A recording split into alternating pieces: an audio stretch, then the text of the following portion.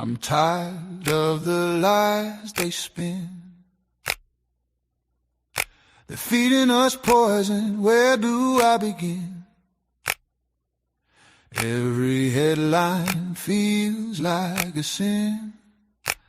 Oh, it's a game we're stuck in, can't win. Barack signed the papers, gave them the key. NDAA took our truth, can't you see? Smith Mind's shadow, it's haunting me. Propaganda flows like a dark raging sea. They twist the words, make us blind. Realities are lost in their cruel grind. Who's telling the truth? Man, it's hard to find. In this media maze, we're all confined. We're rising up, can't take no more. Truth on our lips, it's time to roar. No more shadows, we'll break free. With every heartbeat, we'll make them see. Together we'll stand united and bold. No more lies, let the story be told. In this fight for truth, we'll find our way. We'll light the dark, bring a brand new day.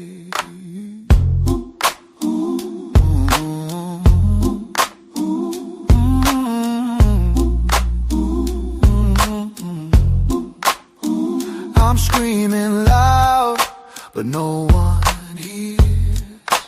Drowning in cycles of our own fears. The truth's a ghost, shedding bitter tears. Oh, the anger rises, it's been years. So I'll sing my blues, let the world know. Fight for the truth, let the fire grow. We're breaking the chains, it's time to show. We won't be silenced, we'll steal the show. In the silence, hear the cries, voices echo, breaking tide. Every tear, a story untold. In the ashes, we rise bold. No more whispers, we'll shout loud. Together strong, we're a fierce crowd. With every step, we take the stand, fighting for truth. Hand in hand, let the walls shake, let the truth ring. We'll write the lyrics, let freedom sing. From the shadows, we'll break away. In this moment, we'll seize the day. We're rising up, can't take no more. Truth on our lips, it's time to roar. No more shadows, we'll break free. With every heartbeat, we'll make them see. Together we'll stand united and bold. No more lies, let the story be told. In this fight for truth, we'll find our way. We'll light the dark, bring a brand new day.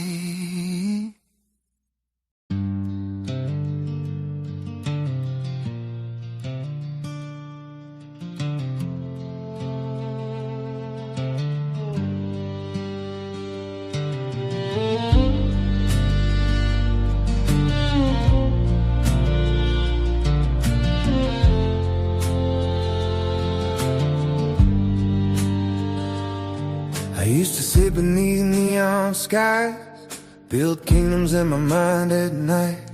Talked real big to an empty room, like somehow dreams alone break through. I wanted gold without the grind, wanted peace without the time, wanted harvest from barren ground, but never stayed when the sun went down. And life whispered soft one day, boy, there's a price for every re-wake. 'Cause the wanting dreams are smoke in the wind. They burn bright, but they never begin. Like castles made from restless air, gone the second reality's there. But real manifestation grows slow like seeds, buried deep where nobody sees. Through the rain, through the pain, through unseen needs. One's just fantasy, and one becomes destiny. Smoke or sea. I've seen men chase a hollow crown, lose their soul just to feel profound. Talk about changing all mankind while their own home falls behind. And I've seen old hands split rough pine, quiet strength in their weathered eyes. No applause and no grand parade, just faithful work every single day. And somewhere between faith and scars is where we truly become who we are. 'Cause wanting dreams are smoke in the wind. They burn bright but they never begin. Like shadows dancing on bedroom walls, beautiful but they never stand tall. But real manifestation grows slow like seeds, roots digging deep through adversity, through the dark, through the way, through uncertainty. One fades helplessly and one becomes reality. Smoke or seed.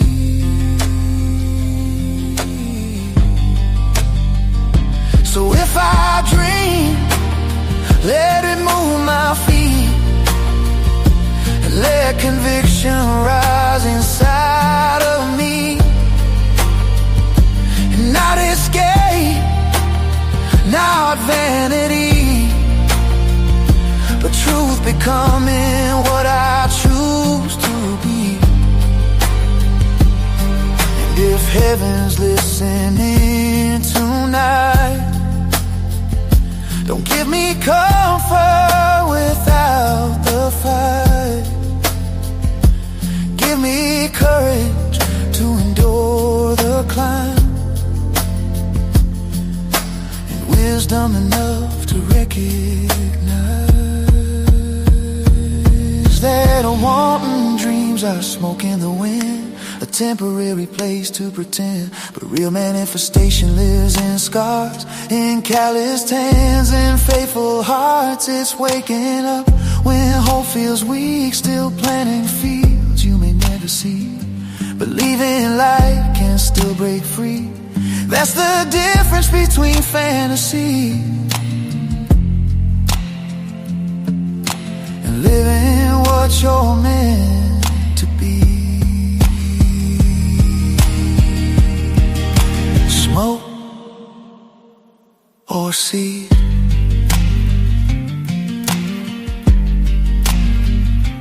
Yeah, the smoke drifts away in time. No time for rest, but the seed become the forest.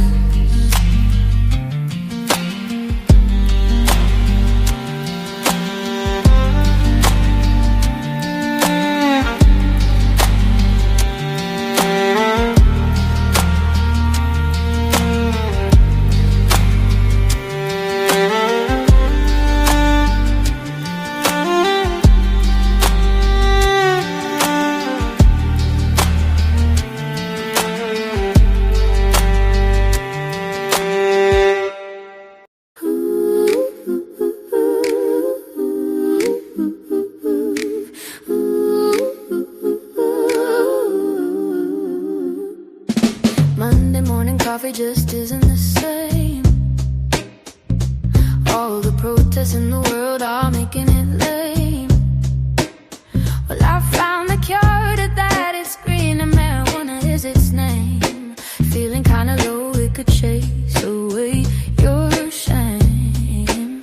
Sunshine on my face, dancing in the rain. Friends gather round, let's forget the pain.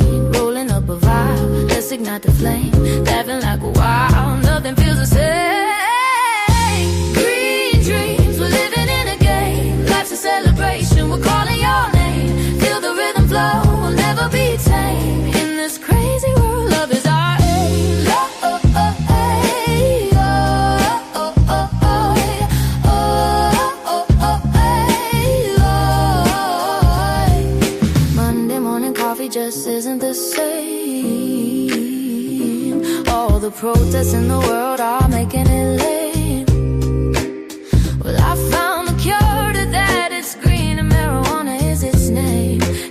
rhythm of the night, we'll dance without blame.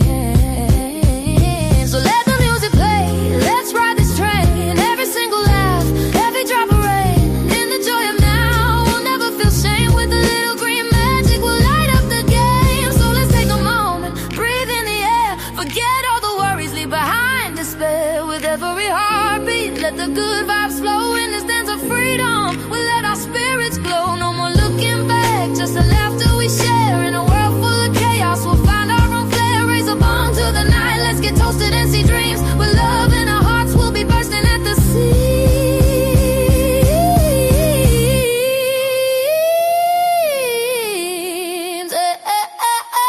Green, green, dream. We're living in a game, life's a celebration. We're calling your name, feel the rhythm flow. We'll never be tamed. In this crazy world, love is our oh, oh, oh, oh, yeah. Oh, oh, oh, yeah.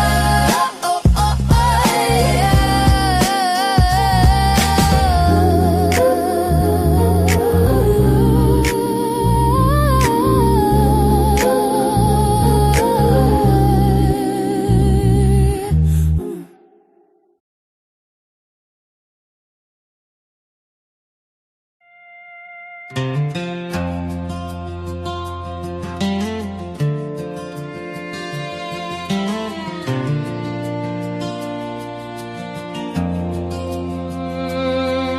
In the shadows of the night, when the world turns dark, I'm the one who lights the way, like a beacon that won't spark. Through the storms of life, I hold you tight, believing in you until the very end of sight. In every tear, in every laugh, I'm there to catch you. Through the pain, through the joy, I'm right by your side without a doubt. I see you, more than just a shadow in the light. Open your heart's door and let love start to ignite. I see you standing tall, even when you fall. And I see you rising up, stronger than before, never small.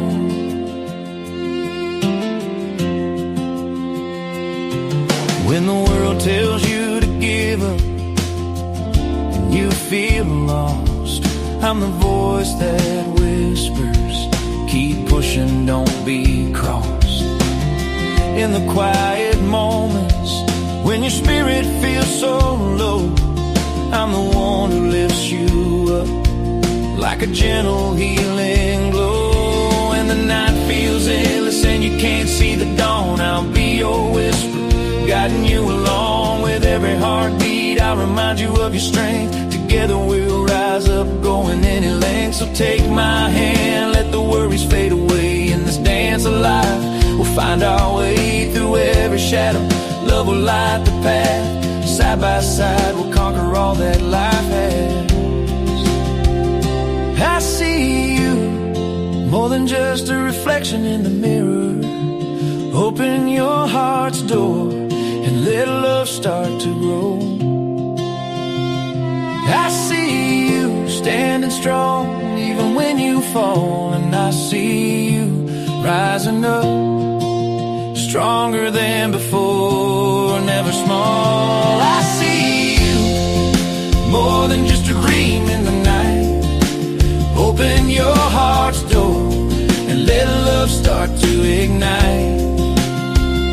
I see you standing tall, even when you fall. And I see you rising up, stronger than before, never small.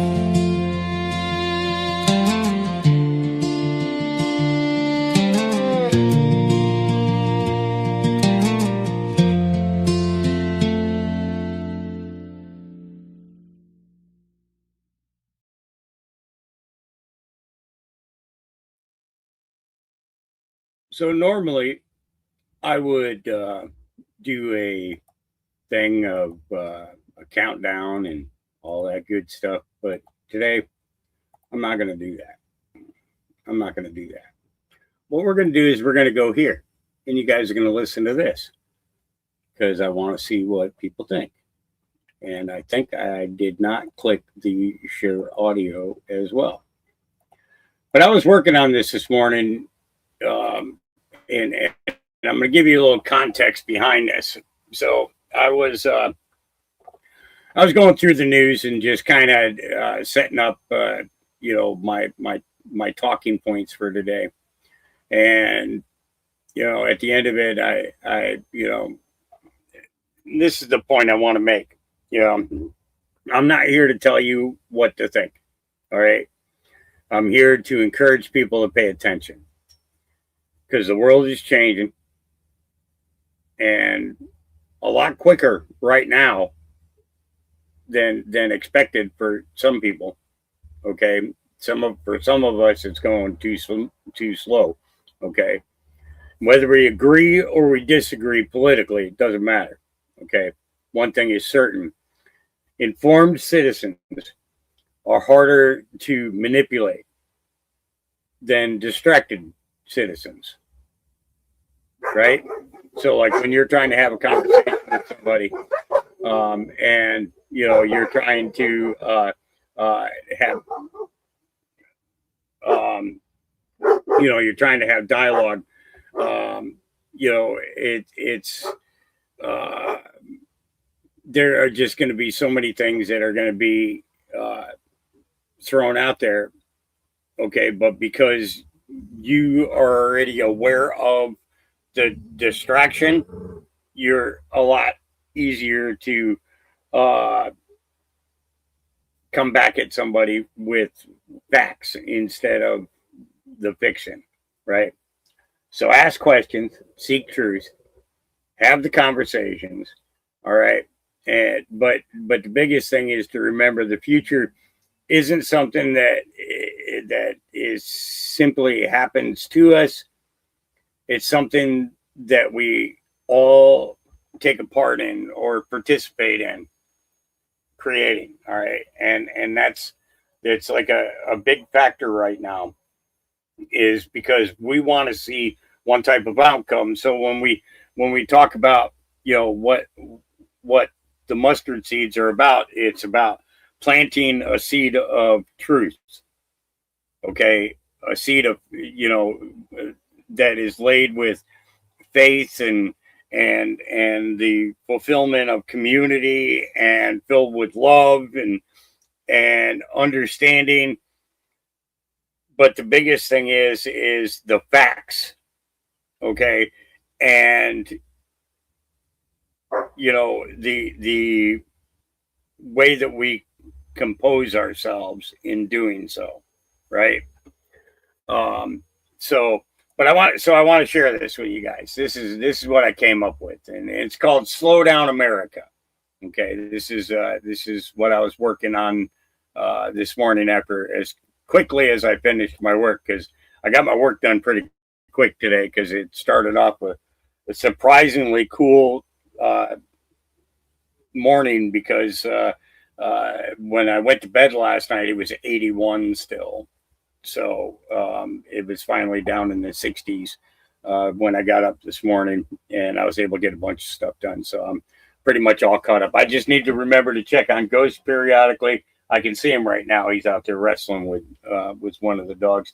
But I got to remember to check on him so he doesn't go running off to the fence line or anything like that. So check this out. Slow Down America.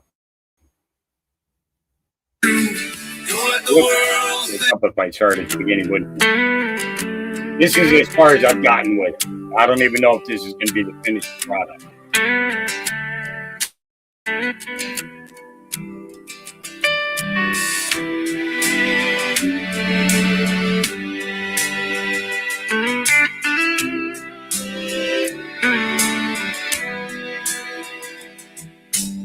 Slow down, America. Take a look around. There's a whole lot of noise trying to drown us out. Everybody's shouting, Nobody's listening. Maybe it's time to start paying attention. Open your eyes, open your heart. We've drifted too far apart. Ask your questions, see what's true.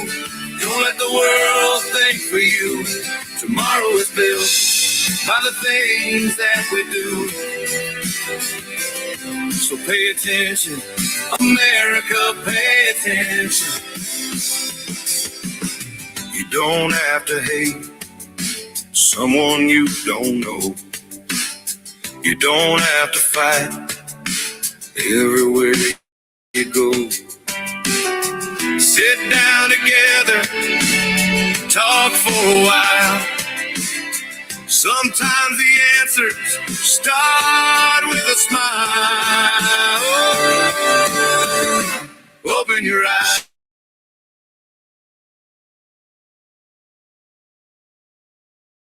Again. Open your heart. We've drifted too far apart. Ask your questions, seek what's true. Don't let the world think for you. Tomorrow is built by the things that we do. So pay attention, America, pay attention. Oh, pay attention.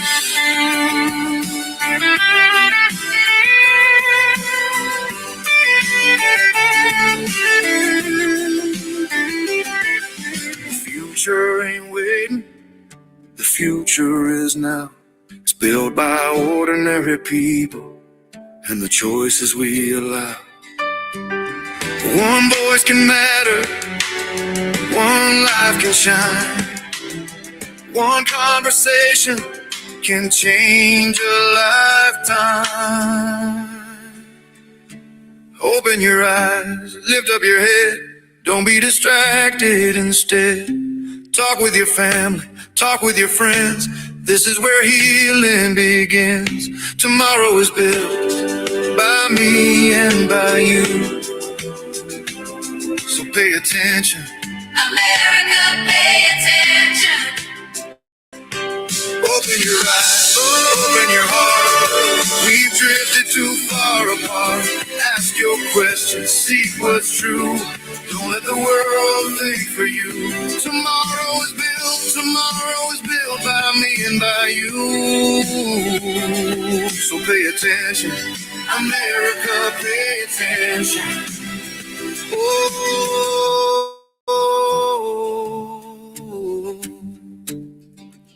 I'm not here to tell you what to think. I'm here to encourage people to pay attention. Ask questions, seek truth, have conversation, because the future isn't something that simply happens to us. It's something we all participate in creating.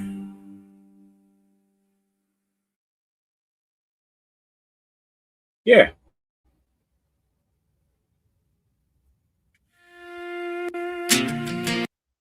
Yeah, I'm not even going to play the other version of it. It's, I think that's probably what I'm going to end up going with. But it's the, it's the idea that, we can, we can choose to participate or we can choose to ridicule. And the thing is when we ridicule, all we're doing is creating more division.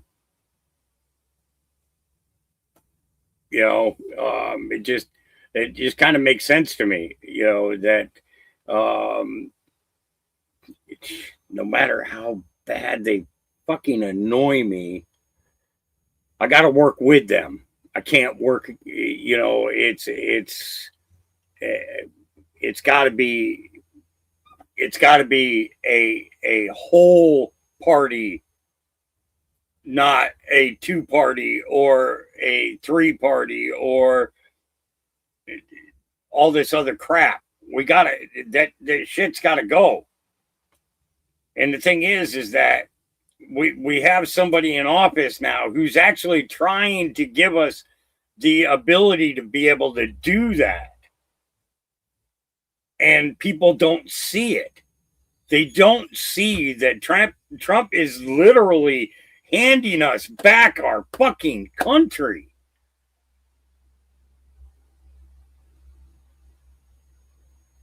But they want to stay under that fucking control. You know, let's talk about the flock cameras all over the United States. Those didn't go in under Donald Trump. Those didn't get put in place under Donald Trump. Those got put into place by another administration that was literally built to ensnare every person.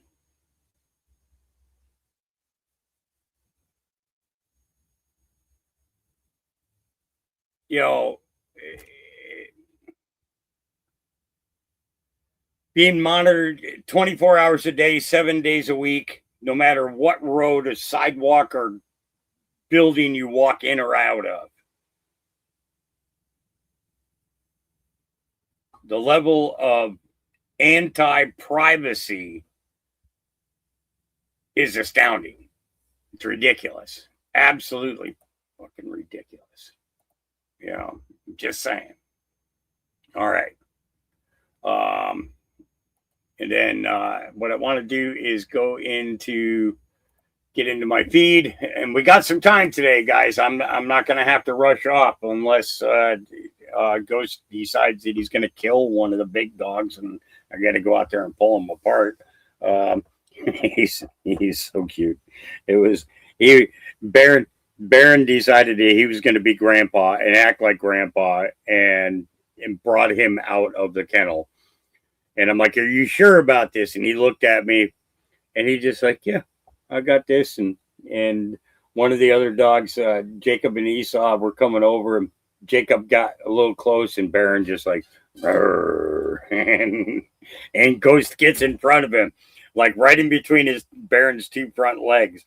And I wish I had a camera for that moment, because it was like watching one of those the Looney Tune cartoons where you got the big dog and you got the little itty bitty chihuahua in between the front legs, you know, barking and acting like the boss, but the big guy is protecting them all the whole time. That's what it looked like. Yeah, only it wasn't a cartoon scene. All right, let's go ahead. Let's hit these things. Lindell TV put this out. Graham on the Save America Act. He says it's a math problem, huh? President Trump has now appointed you to get the Save America Act across the finish line. What is your plan to do that, considering the pushback from many Senate Republicans? Well, he's going to have to help me get them change their vote. I don't think we have the votes to change the filibuster. I do want to try to help him get the Save America through. I think we do some stuff in reconciliation. But at the end of the day, senators get a vote, and it's a math problem. So I'm hoping we keep pushing it every week. I'd love to vote on Save America Act every week until the election to define the difference between Republicans and Democrats. So if I had to explain to somebody from Mars what's the difference between a Democrat and Republican, I would say the Save America Act. We're for it, they're against it. You mentioned putting the Save America Act into a reconciliation. As much you can't put Save America in, but you can make down payments on it. So what about the Senate parliamentarian? I mean, do you foresee that a road? Well, I don't see anybody changing. You still got votes. Let's say she changed her mind tomorrow. You don't have enough votes, according to the vote tallies I've seen, to eliminate the filibuster. So let's just keep voting. Make people accountable for their votes. Senator, Something up with his eyes. Did anybody else notice that?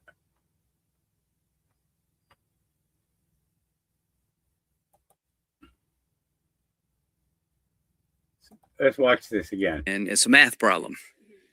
So I'm hoping we keep pushing it every week. I'd love to vote on Save America Act every week until the election to define the difference between Republicans and Democrats. So if I had to explain to somebody from Mars what's the difference between a Democrat and Republican, I would say the Save America Act. We're for it, they're against it. You mentioned putting the Save America Act into a reconciliation. As much you can't put Save America. Is it me? Is it just me seeing something? or is it something, is it something more than that? And it's, you can definitely tell he's tired. Okay. You can absolutely tell that he is tired.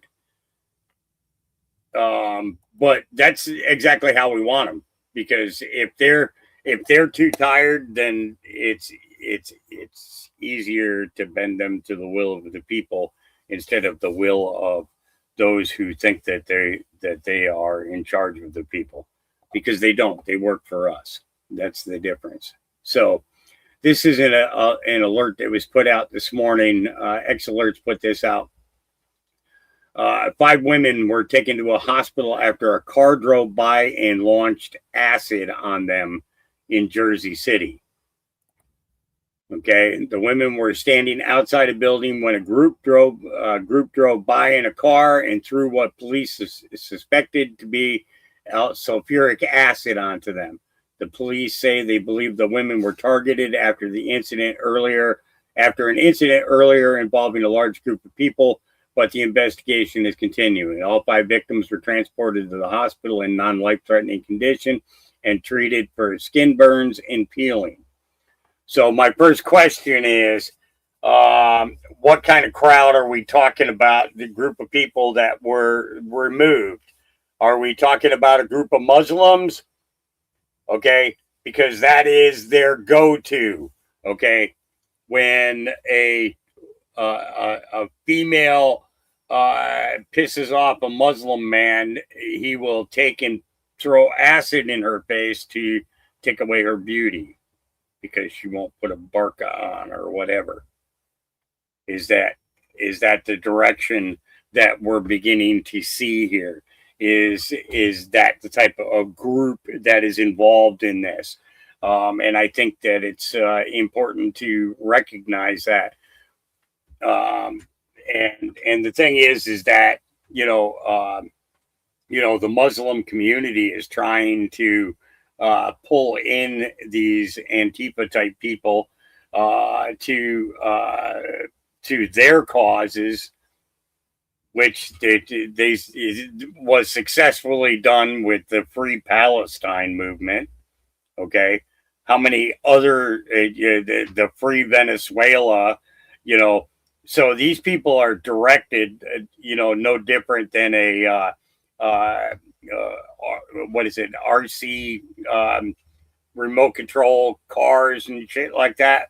It's basically, is that what the organization is really about? To just play follow the leader kind of thing, and it doesn't make a whole lot of sense to me. So James O'Keefe put this one up this morning. O'Keefe infiltrates the New Jersey Antifa inside New Jersey burn.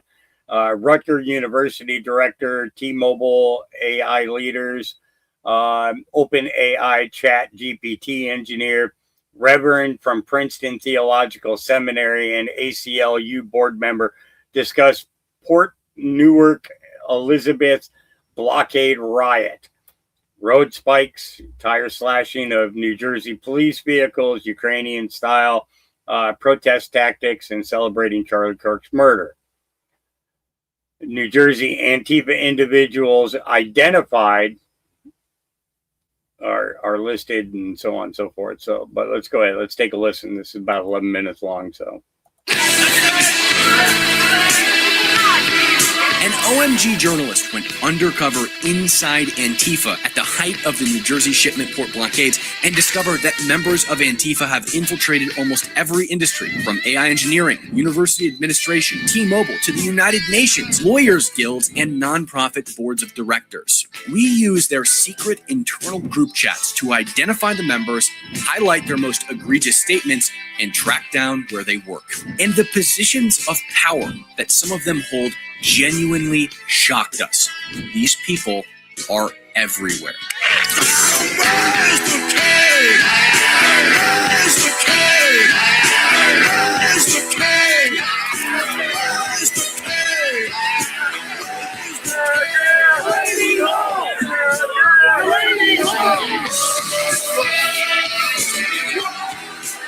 More specifically, the journalist infiltrated an Antifa cell called NJ Byrne. Recently, at Delaney Hall, the illegal immigration detention center in New Jersey, Antifa made headlines by rioting and attacking journalists and law enforcement. NJ Byrne was one of the groups on the ground. No one's gonna come protect you. Fuck you. I was personally on the ground at Delaney Hall. I was forced to deploy mace in self-defense and had to retreat into Delaney Hall for my own safety. The violence at Delaney Hall has been brutal and unending. Also, NJ Byrne has been making headlines for shutting down major shipment ports, such as Elizabethport in New Jersey. I've shut down the entrance to the Port of Elizabeth.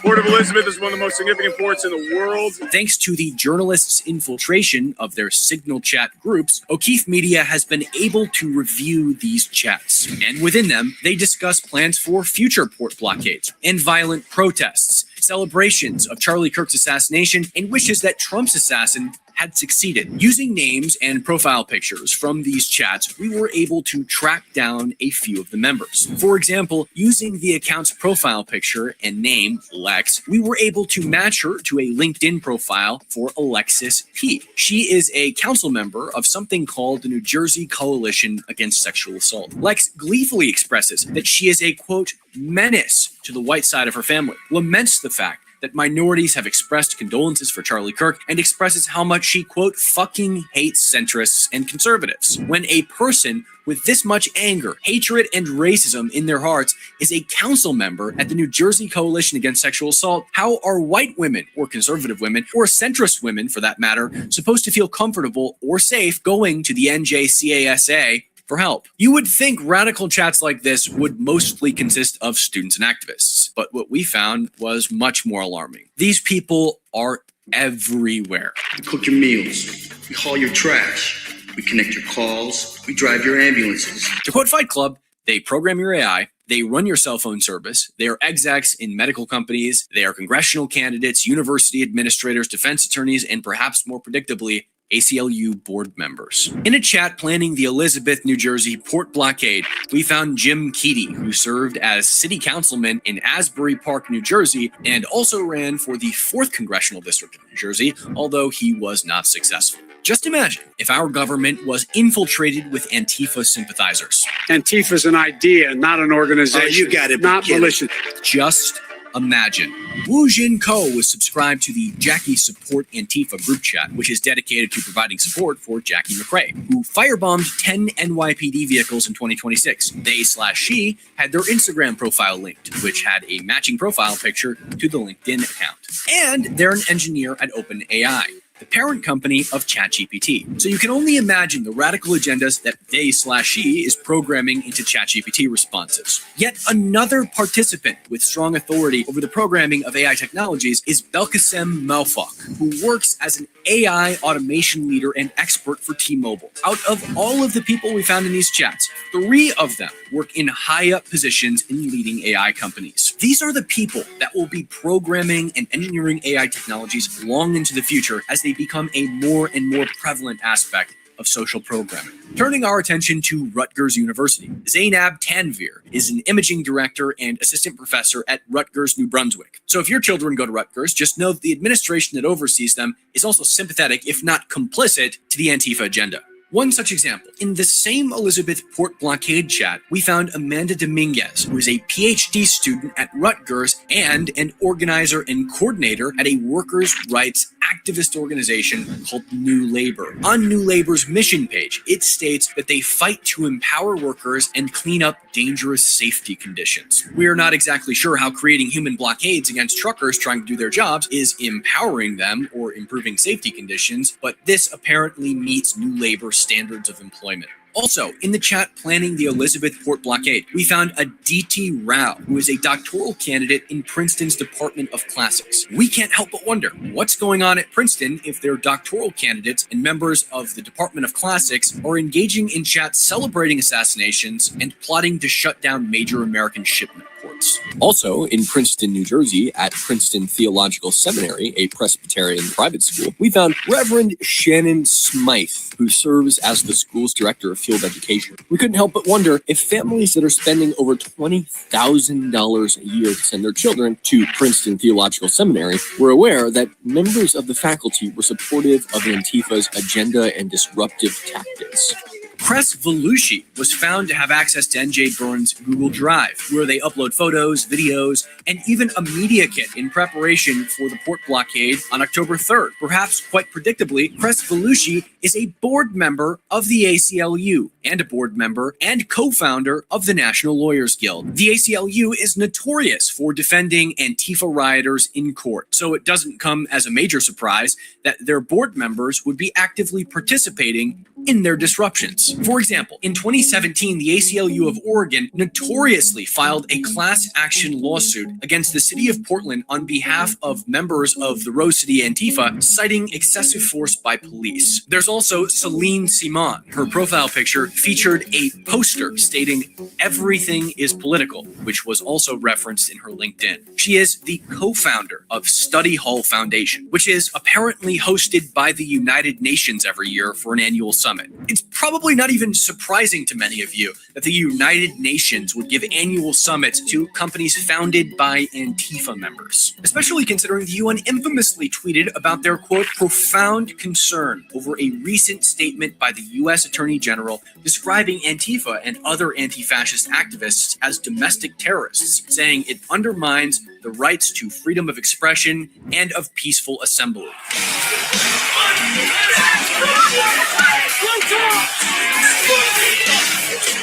Speaking a language that they understand, and sometimes that is violence. Peaceful assembly. Unsurprisingly, we found Thomas Whitehead, who is a PhD doctorate student at Cornell, until he was arrested for assaulting a police officer with a flagpole. When so many aspects of American society are infiltrated by these radical agitators, everyday life can become compromised by their violent agenda. This isn't just an isolated issue. Antifa participants are systematically invading our justice system, our AI technology industries, our university administration, and their students' minds. There is so much work to be done on this issue, and we're calling on the U.S. government to track down these detractors. If Americans are to feel safe and secure, trusting their Justice Department, sending their children to universities, or even using AI technologies, it's clear that something has to be done to cut back the amount of influence that these radicals are seizing. If you work in any government department or influential corporation,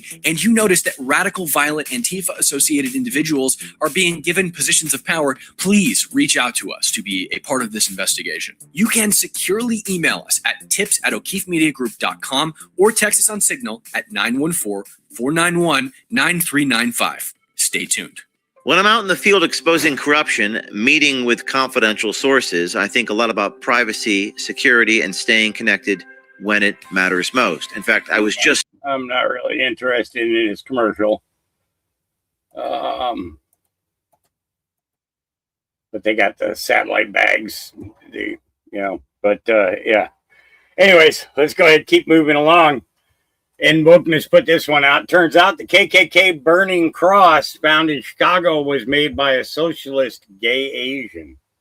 Oh boy, who'd have thought? I don't want to wait until he may or may not get impeached. I want him gone right now. On that video, are you threatening him? No. You say that you think that he should be brought to an end. I said he deserves to stand trial to the American people. Some paraphrase, I guess. But I think you use the word end. That's what I mean by end. I mean, by end, I don't mean like a civil war. If that is the imagery that you're trying to imagine. Lou says he built this cross after carrying wooden slats from his near West Side apartment to Grant Park last Tuesday afternoon. He showed the red ball cap that he put on the top beam and used lighter fluid and toilet paper to get it all going. I put a red hat to signify the MAGA hat, the Make America Great Again hat. So that was... yeah, that's what I tied on top. So that's not visible in the one video that was taken by a motorist. Lou says he was protesting what he calls MAGA Christian nationalist supporters and the Trump administration ruling class. He's just scamming people. We're just scamming out of money. right? And I think that's a great reflection of how this country works right now. The fact that we've been scammed out of our money for 170 years since 1871 doesn't matter. It's all Trump's fault. You little fucking worm. You're lucky you're nowhere near me, because if I saw you, I'd punch you in your face. I'm just saying. I'd have to punch you in your face because you're stupid. Act intellectual, but you're not when you're doing something like that. Absolutely not. Yeah. So Amazon Web Services want to release water from its data centers in Louisa County's natural water sources, including Lake Anna in Virginia. Thank you. Amazon Web Services wants to release water from its data centers into Louisa County's natural water sources, including Lake Anna. But first, it needs to get permission from state regulators. Tonight, the DEQ hosted a public hearing about the permit. But as Maggie Glass tells us, the meeting did not go as planned after people found out their voices would not be heard. In order to speak during this meeting, you had to have already submitted comments to the DEQ, whether that was written comments or you spoke during a previous public hearing. But the majority of people here did not meet that qualification, leading to lots of frustration and unresolved questions. Tuesday's meeting in the Louisa County Middle School intended to be a time to respond back to the DEQ's published answers to questions about a draft permit related to Amazon's Lake Anna Tech Campus. But it quickly turned combative after only 4 people out of the dozens there were actually allowed to weigh in. You can certainly allow someone else who cares to speak on the subject. We are affected by this, and this bothers me that it's where we can't speak. We cannot put our values out there. DEQ reps there responding to the criticism, citing state legislation that lays out the permit process. I did not write the law. I am implementing the law. The draft permit on the table would give Amazon Web Services permission to release 280,000 gallons a day of cooling water from its data centers into Sedges Creek, which flows into Lake Anna. Amazon says it would only use this method during the hottest periods, which it predicts to be 4% of the year. Not everyone Tuesday was buying that. All right, here's what they're actually not telling you. The water that they're going to release into this lake and river is much warmer than the surrounding water that's inside those bodies of water. So what this is going to do is going to have a real impact on the fish, insect, and wildlife that water is being discharged into, because it's significantly warmer than the surrounding water. The 280,000 gallons a day is significant enough to cause serious impact to that area. Another thing, they're saying the water doesn't touch the servers, but that doesn't actually matter, because the water they want to discharge still contains these metals. So this is going to be very devastating to the area, and it needs to be blocked. Well, do I believe all of this? Because I've been seeing some stuff from some people who've been building data centers there for many, many years. And they basically state that, they don't need water. But where's that water go? I think it goes someplace else. But, and I don't think that everything that's being built is data centers. I think there are other things. I think we're going to be looking at zero energy type things before this is all done. But I don't know nothing. I don't know nothing. I don't know nothing. You don't know. We don't know nothing.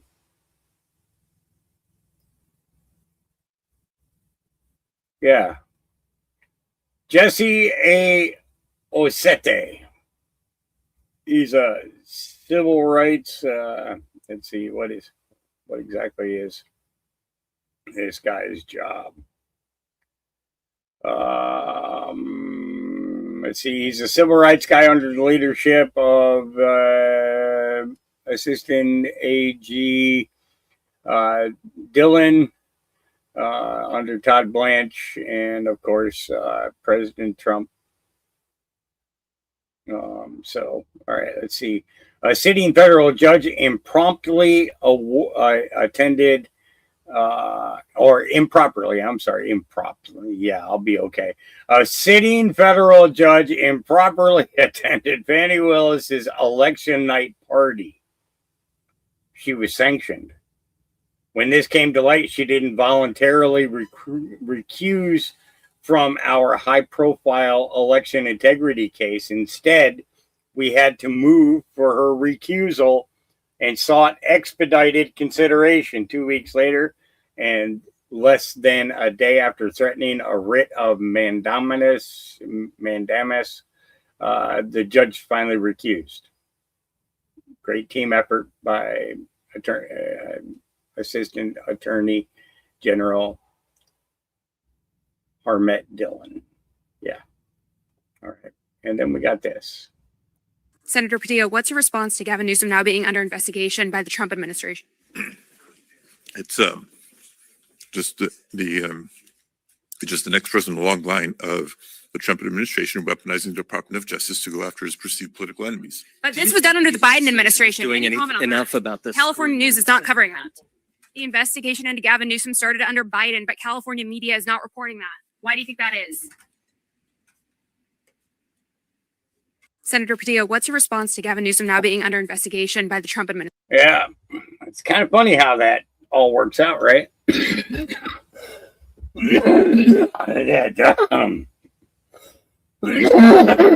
majority.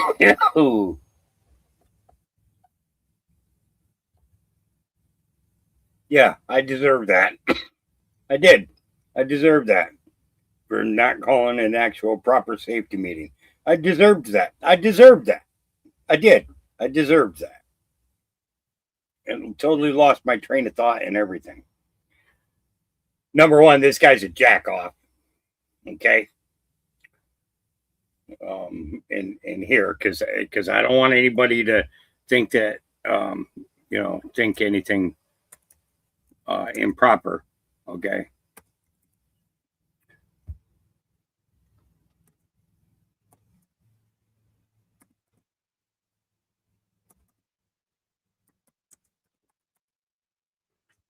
Okay. Because I want to make sure we're clear about it. This guy is a jack off. Yeah. Okay. These things, okay. All of these cases were started while Biden was in office.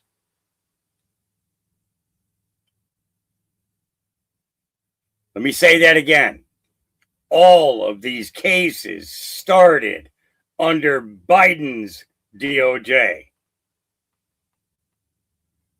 People is just mad because of the fact that Trump kept it going. I'm just saying, there's something to this.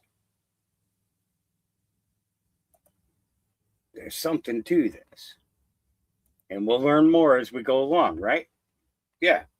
So, let's go ahead. Let's go here first. Unsealed reports indicate that 19-year-old Tyson Proper and members of an anti-government extremist TikTok group plotted a multi-phase terror attack targeting the UFC Freedom 250 event at the White House lawn, allegedly planning to use explosive-laden drones against nearby buildings.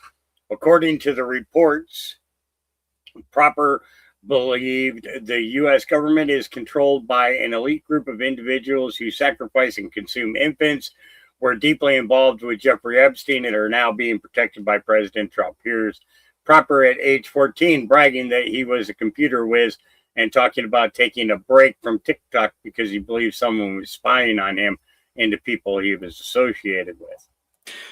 I am, many of you are not going to believe this, but I'm a professional type person. I'm a geek guy. I'm very good with computers. Alright, hello. Again, in the video. Alright, so the reason why I left TikTok is because of for since people say China's spying on us. I don't think that, and I do think it. I believe it and don't believe it. Yeah, confused. That's the word you're looking for, young man. Confused. Confused. Yeah, you're confused. Absolutely. Yeah. We will not tolerate violent rioters attacking our law enforcement. If you assault our law enforcement officers, you will face the full weight of justice, says Homeland Security. Since June, nearly 24 people have been arrested on charges connected to ICE protests in Southwest Portland. The latest, 24-year-old Jacob Hoops, a Reed College graduate.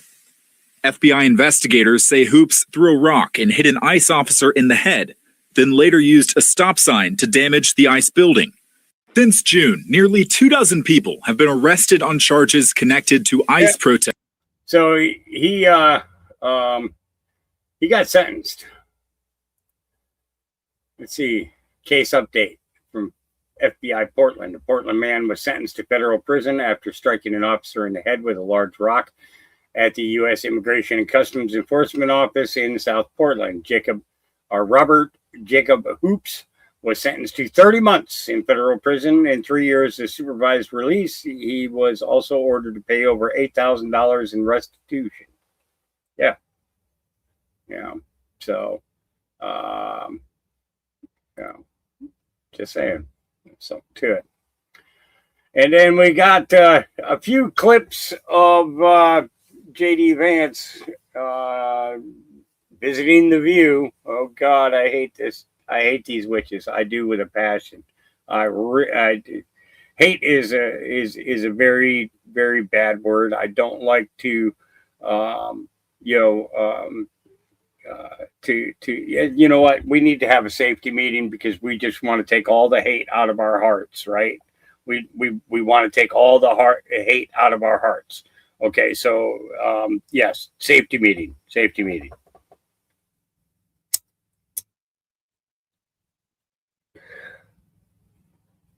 Okay, all right.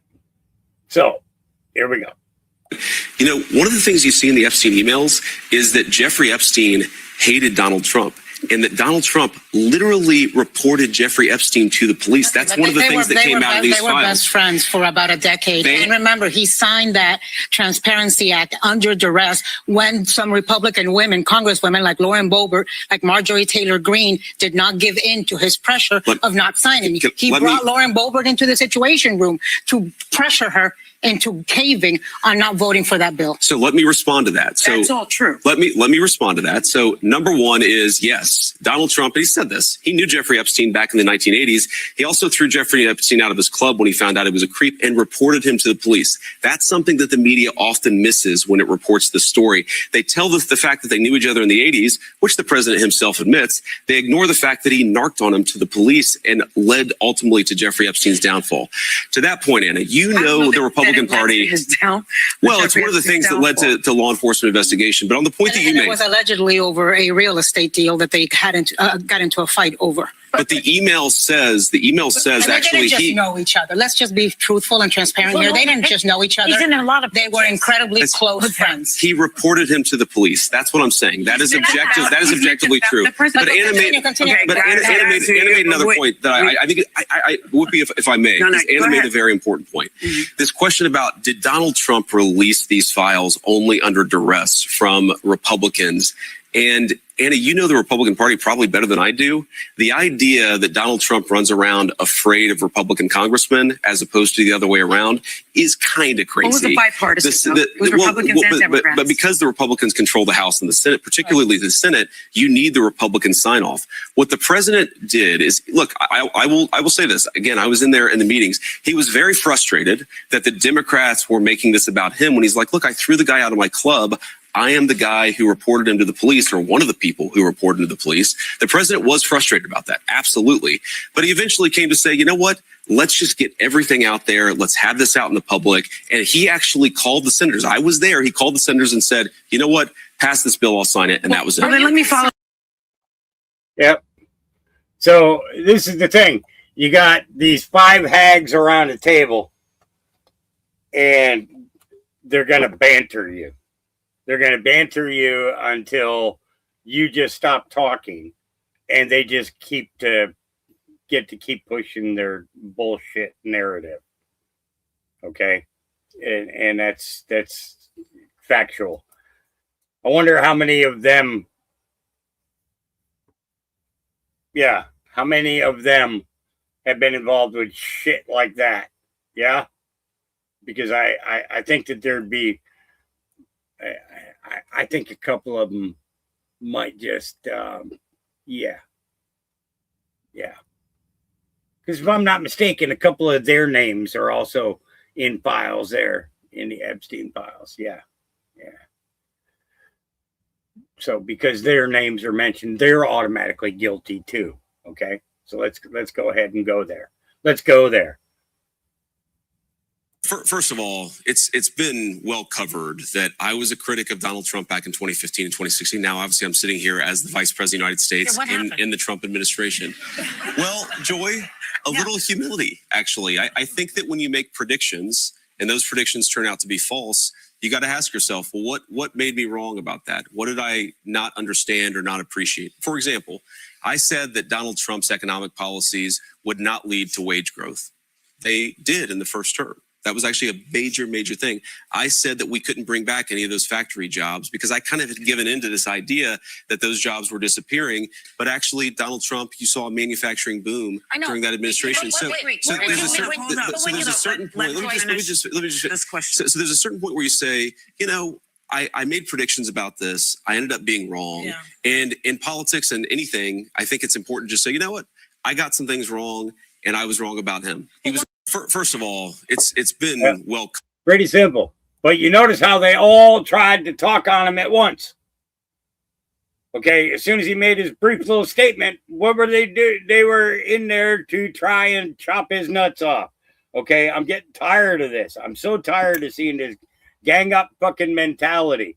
And this fucking cow right here, okay, and yes, I just called her a fucking cow, okay, because, frankly, I have heard so much venomous spew out of this woman's mouth for so many years about so many people, and her not have to take a single bit of it back because she's fucking protected. Okay? And you were talking about people. What do black people do to this? And this is the kind of thing that I'm talking about. This fucking piece of crap that causes more division. Okay? Because if you think about it, yes, their viewership is way down. Absolutely. Okay? Their viewership is way down. But the fact of the matter that she is allowed to sit in front of a live audience and do this. Okay? The fact that she's on national TV doing this, constantly leading people to hate, but then sits back and says, I want everybody to get along. Bullshit, you do. This woman is so full of crap, okay, that, and so full of this racism bullshit. Okay, that we have been subjected to year after year after year. And it is exactly that. It's 100% bullshit. We didn't care about color when we were growing up. Color wasn't a thing. It wasn't important. It didn't matter that, it didn't matter if you were black, white, yellow, brown, red, or purple or green. It didn't fucking matter. And it wasn't so much of a go along to get along kind of thing. It was everybody got along. We were able to talk about anything. But you got these people that are so tuned into witches, the programming, the telecast, the broadcasting, the spell.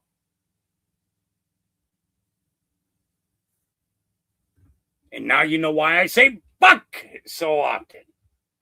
Okay? Because there's nothing like breaking a curse or breaking a spell than a good old F-bomb. Yeah. Yeah, I said it. And you were talking about people. What do Black people do to this administration that has allowed it to really stigmatize folks of color? And you know how hard it is. You have folks of color in your family. Sure. So when you see, you know, things, the Emmett Till stuff coming down, or them doing all kinds of removal of information of Black heroes, how does that sit with you? Well, what exactly are you talking about, Whoopi? Because you just, I know Emmett Till was the kid. No, I want to know what she's. You don't know what I'm talking about. Actual point. So in a lot of the museums, there's so many.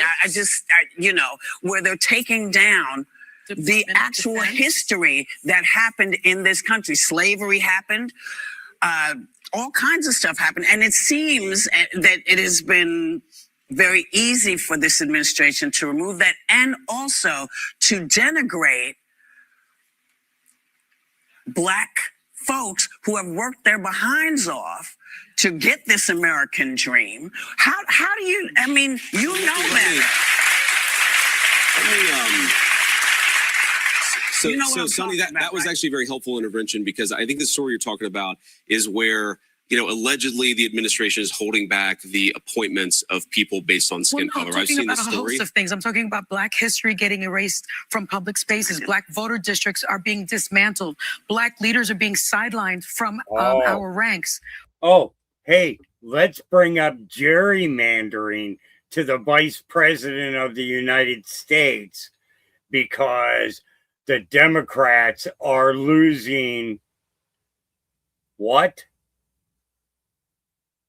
They're losing districts because of their illegal gerrymandering. Where do Americans of color fit in this vision? Because it doesn't seem like we fit. I think, Sonny, my view, And if I may, since October of last year, there's been something like 6,668 refugees allowed into the country. All but 3 were white South Africans. Okay, so here we go again. Race, race, race, race, race, race, race. Okay, he's not allowed to answer that fucking first question, okay, until every single one of these witches gets to have their point across and get clapped and cheered for. So first of all, I'm very skeptical of that number, because we have a lot of different immigration pathways in the United States of America. But let me just address Whoopi's point. Look, first of all, you asked the question, and maybe you don't believe this coming from me, but I think everybody is welcome in our political coalition. Frankly, even if you didn't vote for us, everybody is welcome in our country, so long as you're an American citizen with the duties and the legal obligations and rights to be here. But Whoopi, let me just give you an example of this. Okay, so you say that we're anti-minority or anti-Black. No, I didn't say that. I asked. See? Well, okay, fine. Be fair. Don't start any stuff with me, man. Don't get me in trouble. Don't start no stuff with me. I misinterpreted your question, but let me answer your actual question there. What I'm saying, I think, okay, look at Washington, D.C. One of the most democratic and one of the blackest, by share of population, blackest cities in the United States of America, has seen a radical decrease in violent crimes and sexual assaults and in murders. We have tried to take the crime issue seriously, in part because we believe everybody, whether you're black or white or rich or poor, deserves to live in a safe neighborhood. Why does the crime? Where does the crime step in? This is not about crime. This is about lost their jobs. Right. This is about human Sonny, rights. what you're saying is Black we got to do history more on the economy. And Black history has been erased from public Black spaces. history is not That erased is from true. public Guys, spaces. we do have That to is get to not Iran right. when we get back. There's some very important news to I'm get telling to. you, we celebrate Black history. We celebrate all American history. In this administration, can I you ask guys about a might be specific- skeptical.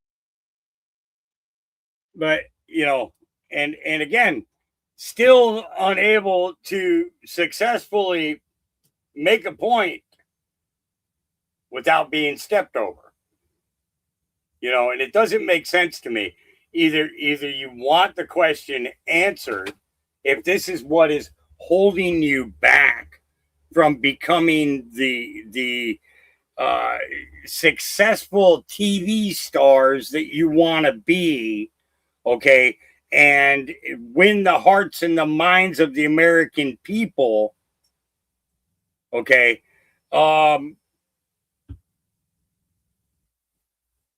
by doing this. Because really, honestly, they don't want the question answered. Okay, it's a matter of just making their talking points, and stopping the individual from being able to actually answer it. It's ridiculous to me. It's 100% ridiculous. The witches need to go. They need to go. They need to be off TV because that's yeah. They need to go. So, let's see here. Let's go ahead and start here. Actually, I believe that's the whole thing is here. We'll find out though in a second. Actually, no. Let's go ahead. We'll play the first clip first. Federal indictment was unsealed, charging 15 defendants with conspiracy. So now you notice that the last few times that the attorney generals and the DOJ prosecutors have come out, okay, there's always been indictments have been unsealed, right? So we know about the very large stacks of indictments that they have, and I just wanted to point that out. Today, a federal indictment was unsealed, charging 15 defendants with conspiracy to impede or injure federal officers and other charges related to efforts of two Minneapolis-based Antifa groups that violently opposed the enforcement of federal law in our state. The defendants are members and associates of Direct Action Minnesota. They are charged with conspiracy to impede or injure a federal officer, solicitation to commit a crime of violence, interstate threats, interstate stalking, assault on a federal officer, and destruction of government property.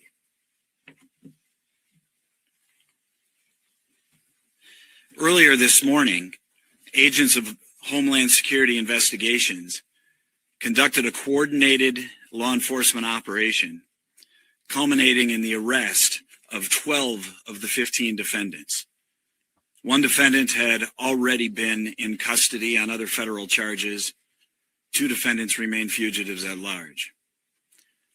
Today's charges and arrests reflect a broad federal effort to address organized lawless behavior which seeks to disrupt the execution of federal law, endanger law enforcement, and importantly, endanger the very communities that these defendants falsely claim to be protecting.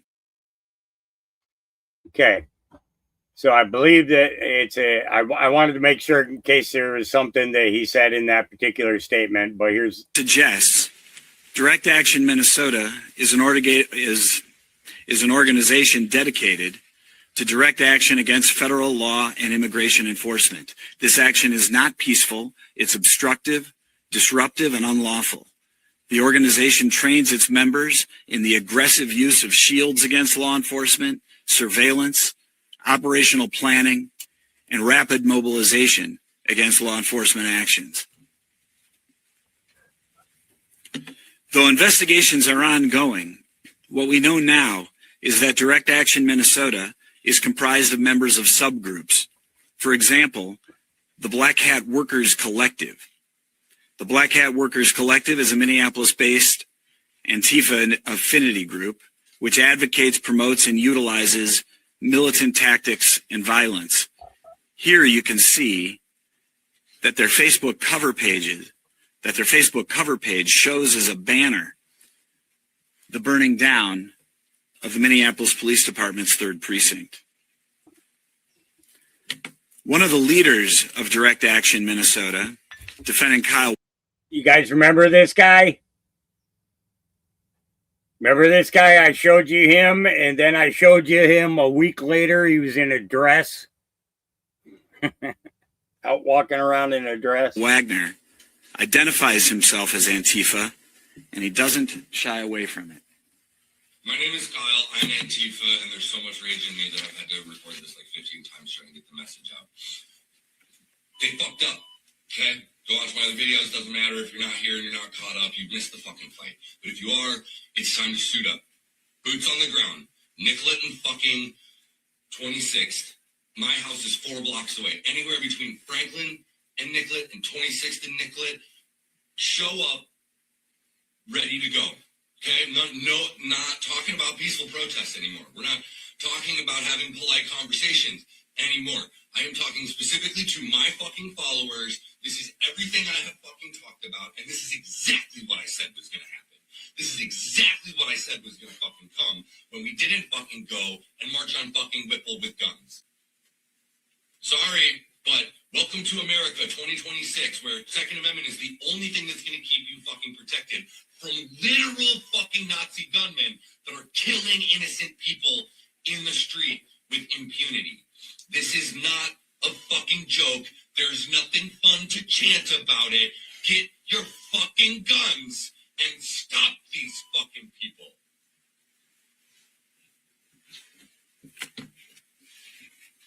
We're not talking about peaceful protests.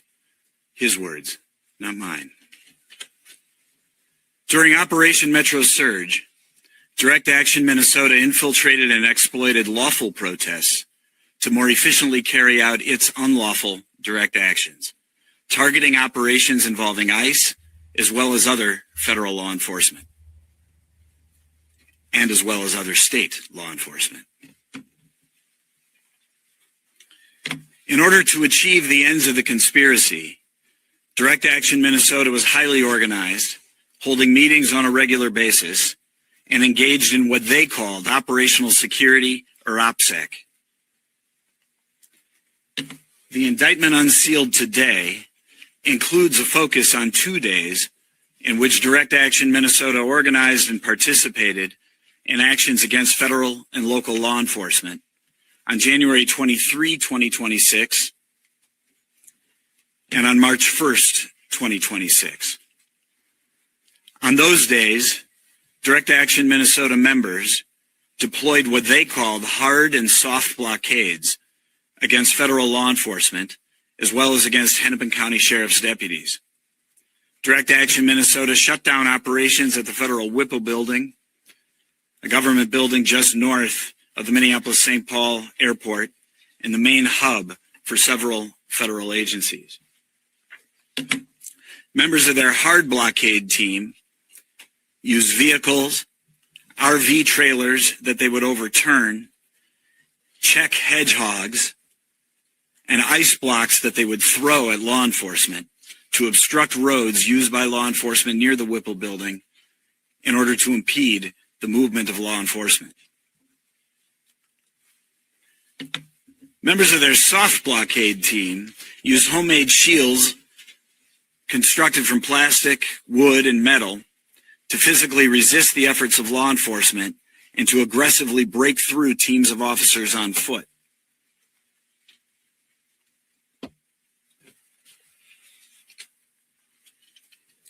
Direct Action Minnesota members also engaged in what they called commuting tactics, which included identifying, following, surveilling, harassing, and confronting law enforcement officers. Conspiracy members even followed law enforcement officers from locations like the Whipple building, to the officers' homes. For example, as alleged in the indictment on May 4, 2026, defendant Isaac Sant followed federal officers from the Whipple building all the way to Hudson, Wisconsin, where St. Croix County deputies stopped him.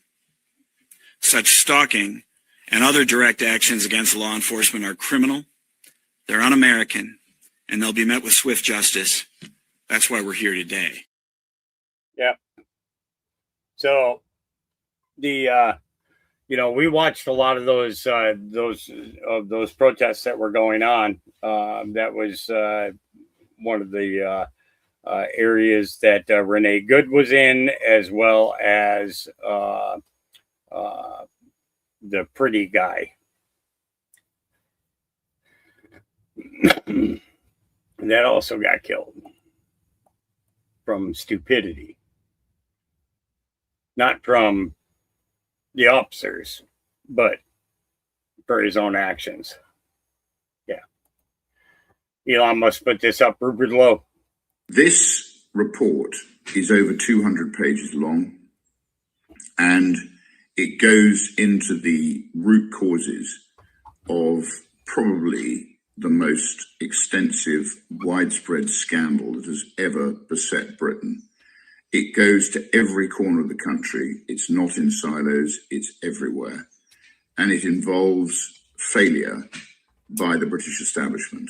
And by the British establishment, I mean, obviously, government ministers, the civil service, local government, social services, the police, the judiciary, the NHS, and the media, who is supposed to be the guardian for the British people of scandals like this, but they've singularly failed to do that.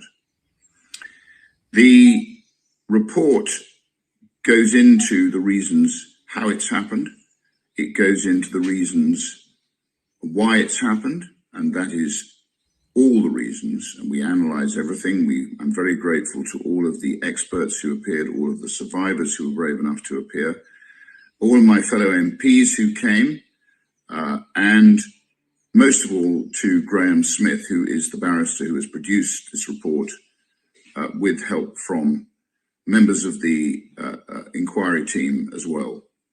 I'm immensely grateful to all of them. It's been a very harrowing experience. Some of the testimonies we heard were beyond believable. And it is an evil which needs to be dealt with, and dealt with now. I want to let people know that this is not the end of it.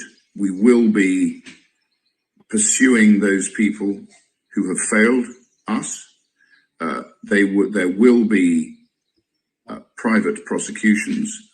To put things into context, this report, which was funded by 20,000 concerned citizens who gave as much as they could afford, it raised £600,000. The J inquiry alone cost the taxpayer 186 million.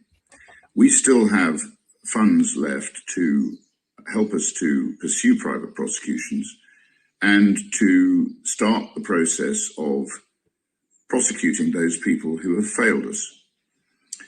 We're also intent on naming those people in Parliament, where we're not going to prejudice a legal case, so that everybody knows those people who are responsible, who should have dealt with this, but failed to deal with it. So it's been a long, hard, arduous 16 months, and I want to thank everybody. And I hope that every member of the British public has the time to read this. It's not straightforward. It will take time, but it needs to be understood, and it needs to be dealt with, and dealt with now.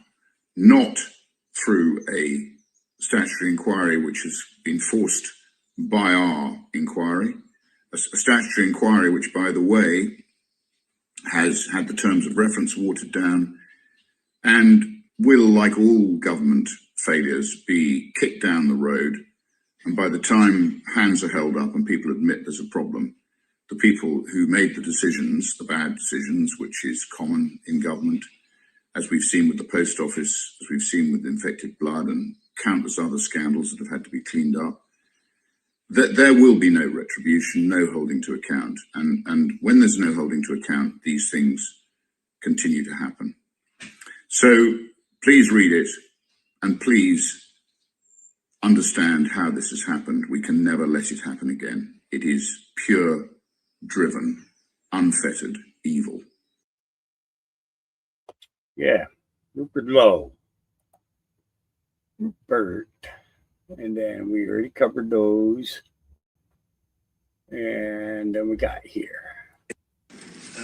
We are not investing any money in Iran, by the way. When that rumor got out there yesterday, it was ridiculous. We have the right to go in someday and do, if I want to do something, or if somebody wants to do something, but we are not investing any money. We have no obligation to invest any money in Iran. We are not. Yeah, just to make it really clear, Trump's in Paris at the, what do you call it, the G7, and he shut down the reports that the U.S. is handing Iran $300 billion, because that's what the news is reporting, is that we're giving them $300 billion. Bullshit. We ain't giving diddly squat. And they weren't getting diddly stand up either. Okay? They ain't getting no diddly. No diddly. No diddly. That's what I said. No, that's that's the one we want. Okay. And then activists in Oregon are pushing a ballot proposal so extreme, even their Democrat representatives are trashing it. That's right. Here's Val Hoyle. And the only reason that they're trashing it is because of the fact that election time's right around the corner. They want to keep their seats. And the next thing is the IP28. What do you think of that? It will affect our fishermen. It will. Have you heard of IP28? Oh my gosh, have I heard of it? Okay, it will hurt. Tell them in ice cream. No, it's ridiculous. It is extreme, and the people gathering signatures. So for people who don't know what IP28 is, it would make it illegal to kill any animal except in self-defense. Any animal, which kills our commercial fishing industry. It, no lie, makes it a felony sex crime to artificially inseminate a cow. What? That's insane. I mean, there's no other word for it. But the signature gatherers are asking people, do you want to help? Which I showed you a video of last week of foreigners going around with clipboards collecting signatures. They don't come here to collect a signature. You know, save animals, and people are signing this. So I'm actually working with the Oregon Hunters Association, and we'll be putting a ballot measure argument in the voters pamphlet statement against it. It will fail. In the voters pamphlet section. Yeah. I love the fact that we have a ballot measure process that allows people to get ballot measures, you know, to the people. Also, sometimes we get too many of them, and some of them are, you know, groups that are very focused on their one thing, but not the best interest, you know, isn't fair or beneficial to all concerned. So it's ridiculous. If where I live, I have rodents, and I ask people, "Will you come visit me in jail?" Yeah. That's right.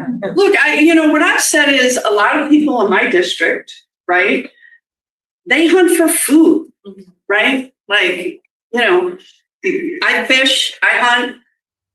I think you get an appreciation for where your food comes from, and to take that away is dumb. Like, it's not like the food fairy just shows up and waves a magic wand and then puts like meat and fish on the shelves at the Whole Foods. That's not how that works.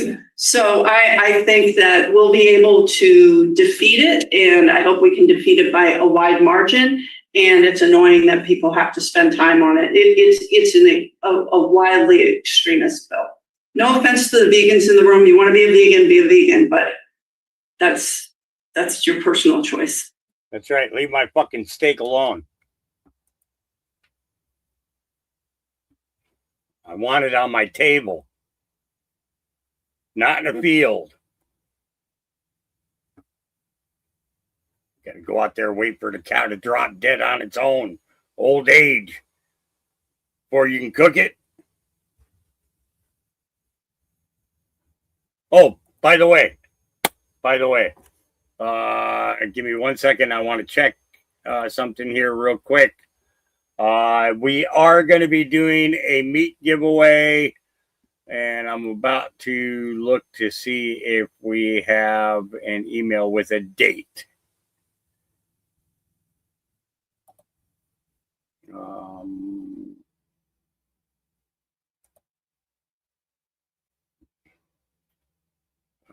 I'm looking. Hang on.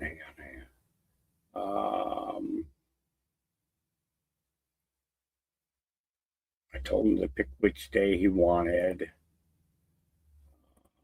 He said, "Hey, Hawk, just wondering if you're open to doing another giveaway to your community. Let me know. Thanks." And that's from Donovan. And so I responded to him. I said, "Pick a day and a time, and then we will start doing the thing." But I need the link. Let's see. Give me 1 second. I'm gonna send him a message real quick here to. Oops.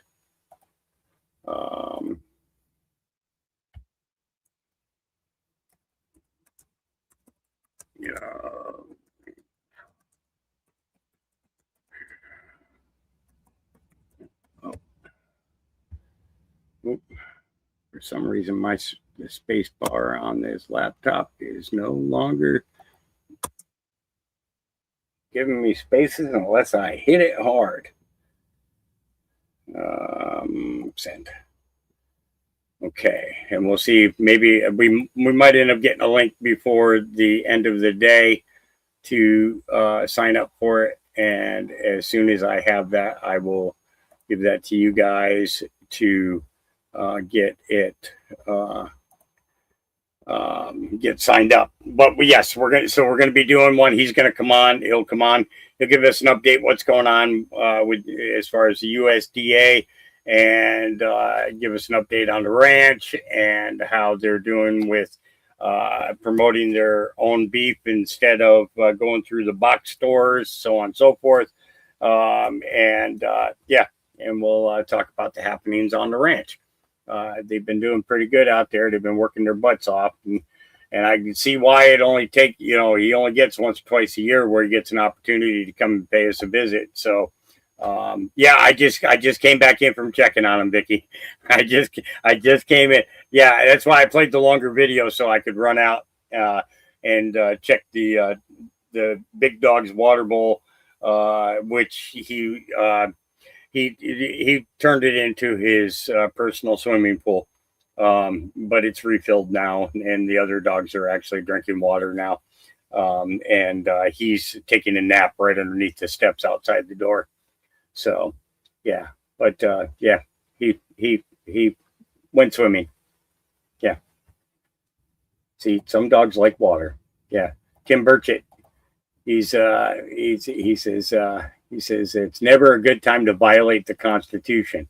And I want you to listen to this one reporter who seems to try and want to throw some shit in the game. And it's on Fox. And it was really surprising to see how she was trying to characterize the situation. We got a whole bunch of foreigners in this country for the World Cup. So is this a bad time to lose that tool? Should we do something in the short term? Or does it just not matter? And if that's the case, then why the heck do we have it in the first place? It's never a good time to violate the Constitution. We take an oath to uphold the Constitution. The Fourth Amendment is very clear, and it expresses that they have to get a warrant if they're gonna spy on you. All they do is they find out you've got an illegal working on your roof, and they want to get to you, and they know you're on his cell phone. They go after his cell phone, and oh, guess what? Your line's on there, so they can go after you now. That's exactly what happened. I don't know why everybody's not talking about the hundreds of thousands of violations of FISA in the last 4 years under Joe Biden. President Trump's correct.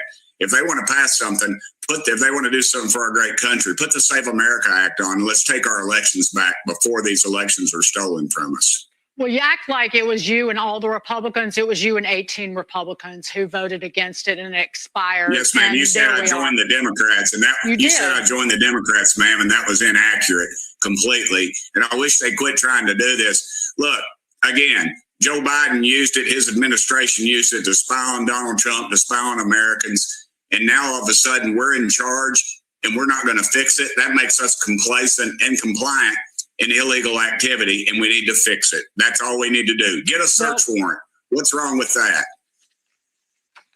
We can debate how the authorizations and the FISA court and how you get authorizations for these searches now, but we don't have time. You are welcome to come back, Congressman, but I want to ask you. I would love to come back, ma'am, because I want to ask you. I took an oath to uphold the Constitution, and that's what I intend to do. Yeah. So she's trying to come off of that with an "I got you" kind of thing. But what she doesn't understand is that the way that FISA was being used was illegal. It was illegal.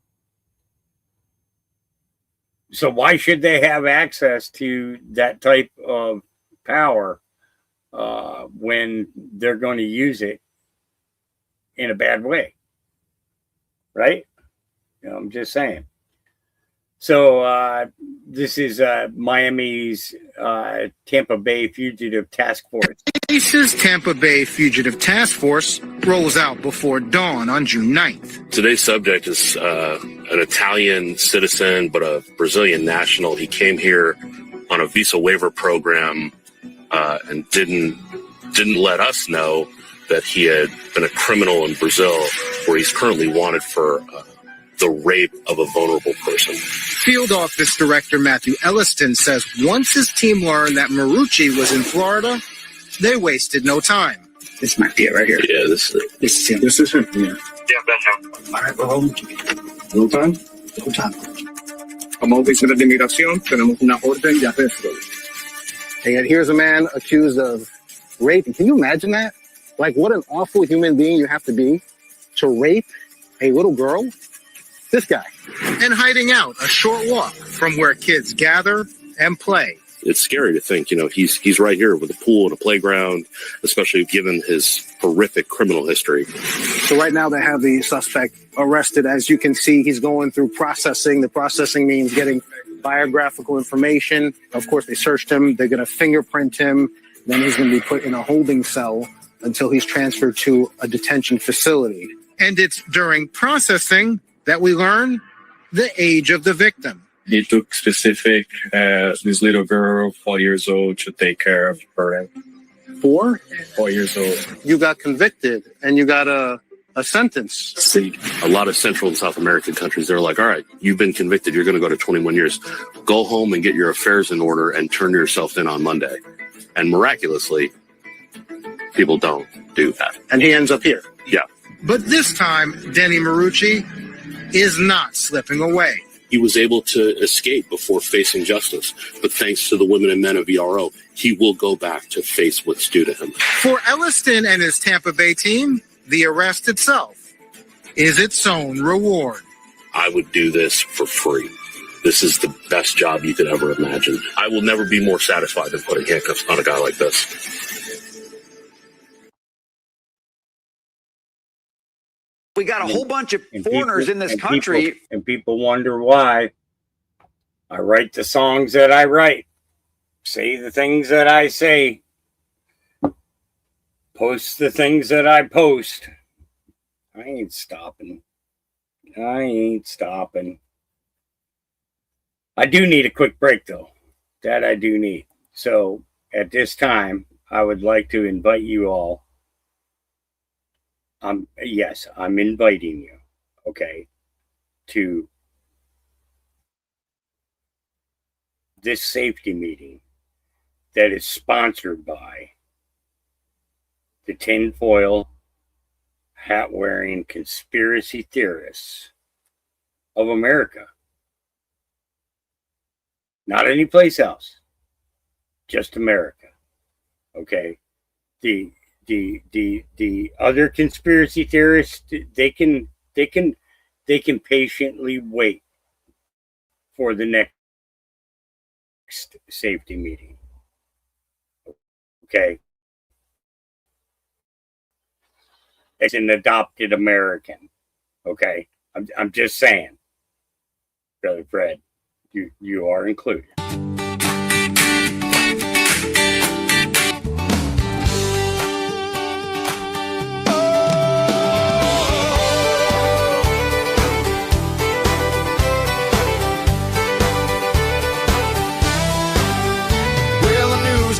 And the world got strange. Everybody hollering, everybody complaining. But over on the live stream right about 8, a message starts flying that nobody hates. Brother Don jumps in with a grin so wide. Just be cool, flashing on the chat box side. He types real slow like a man with a plan. I think it's time for a safety meeting, man. For a safety meeting. Safety meeting.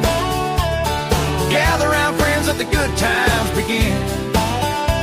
A little laughter, a little truth, a little fellowship rolling through. Brother Don smiling, Fred's making jokes, Hawks on the microphone visiting folks. We ain't running from life, we're just setting a tone at the safety meeting with the family at home.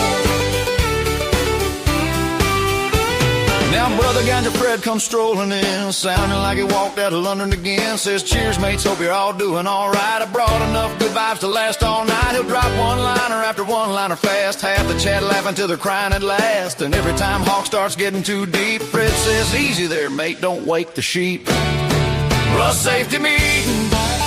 Safety meeting. Everybody gather when the signal gets sent. No anger, no drama, no fuss, no fight. Just good-hearted folks on a Wednesday night. Brother Don steady, Fred's cracking wise. Hawk's got another crazy theory to analyze. And somehow by midnight we're all still gone down 20 rabbit holes and carrying on.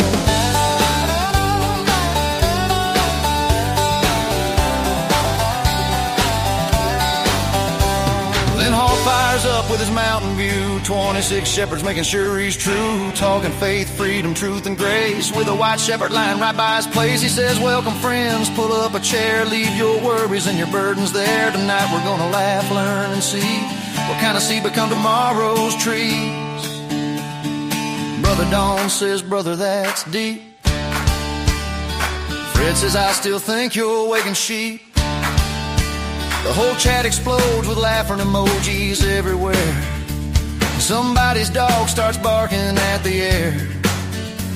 The moderator surrender, the timeline bends. Nobody remembers how the story begins, but everybody knows when the meeting is through. They spent the whole night hanging with good people and true. Final safety meeting, safety meeting. Here's to the friends we've never met. The kind that show up and never forget. To Brother Don and his Just Be Cool. To Fred from across the pond breaking every rule. To Hawk on the mountain sowing mustard seeds. Trying to remind folks what this old world needs. A little laughter, a little faith, a little kindness, a little grace. And if you hear somebody calling for a safety meeting tonight, just pull up a chair and everything will be alright. Brother Don, you there? Just be cool. Fred? Cheers, mate. Hawk. Welcome home, friends.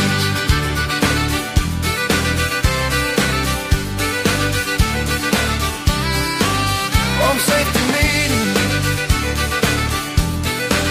The giant.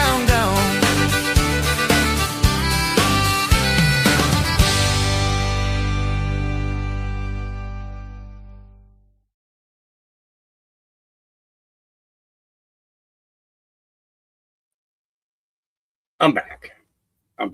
My meeting's still going on though. Okay. All right. Let's jump over to no, we're not going to do that yet. I want to get this one first. So this is an interesting one. Libs of TikTok put this one out. I move that the board hereby accepts both the evidentiary and ultimate findings of fact of the hearing officer, the recommendation of the hearing officer that Ms. Jennifer Honka be dismissed on the grounds of incompetence and neglect of duty, and that the board enter its written order as required by TACTA that Ms. Honka be dismissed with immediate effect. Is there a second? Second. Okay, the floor is now open for debate. Seeing none, Ms. Atwood, would you please call roll? Director De La Rosa? Aye. Director Gaitan? Aye. Director Hunter? Aye. Director Klein-Molk? Aye. Director Sia? Aye. Dr. Torres? Aye. Mr. Youngquist? Yes. Thank you. With that, the motion passes. Thank you, David. Okay.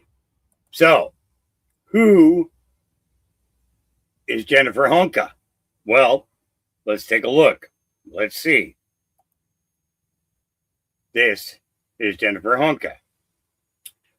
Denver Public School Board just voted unanimously to dismiss LGBTQ teacher Jennifer Honka after she reportedly made female students kiss each other and then graded them on it.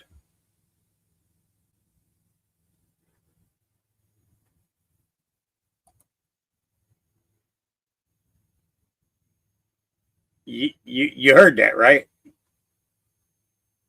She made the female students kiss each other and then graded them on it.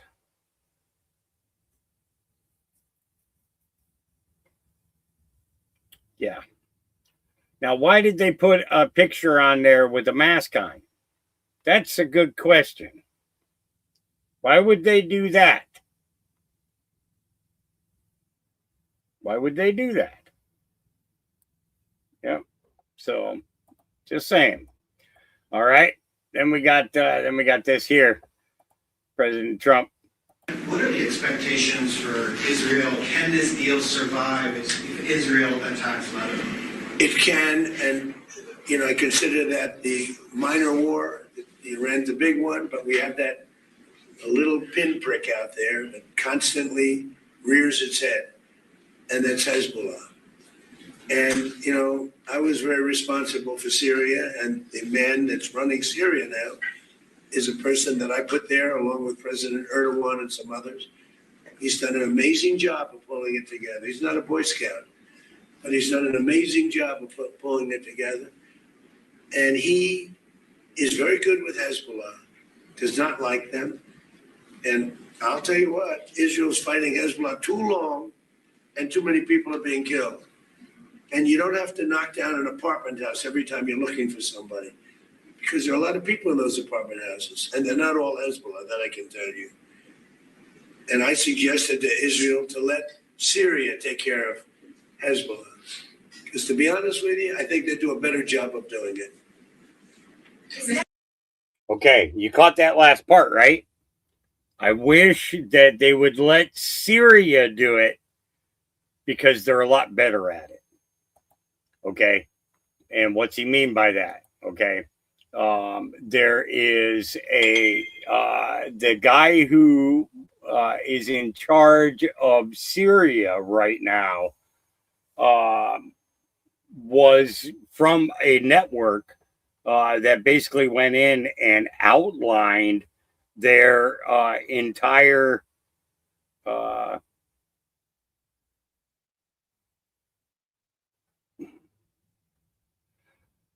okay, this is sort of kind of unfair, okay, in some ways, because I just did a safety meeting, okay, and if you think that you can bribe me with a tip for the podcast to call a second safety meeting, well, you're absolutely right. That would work. Absolutely. So, Starsky, Here's to you and your bribe.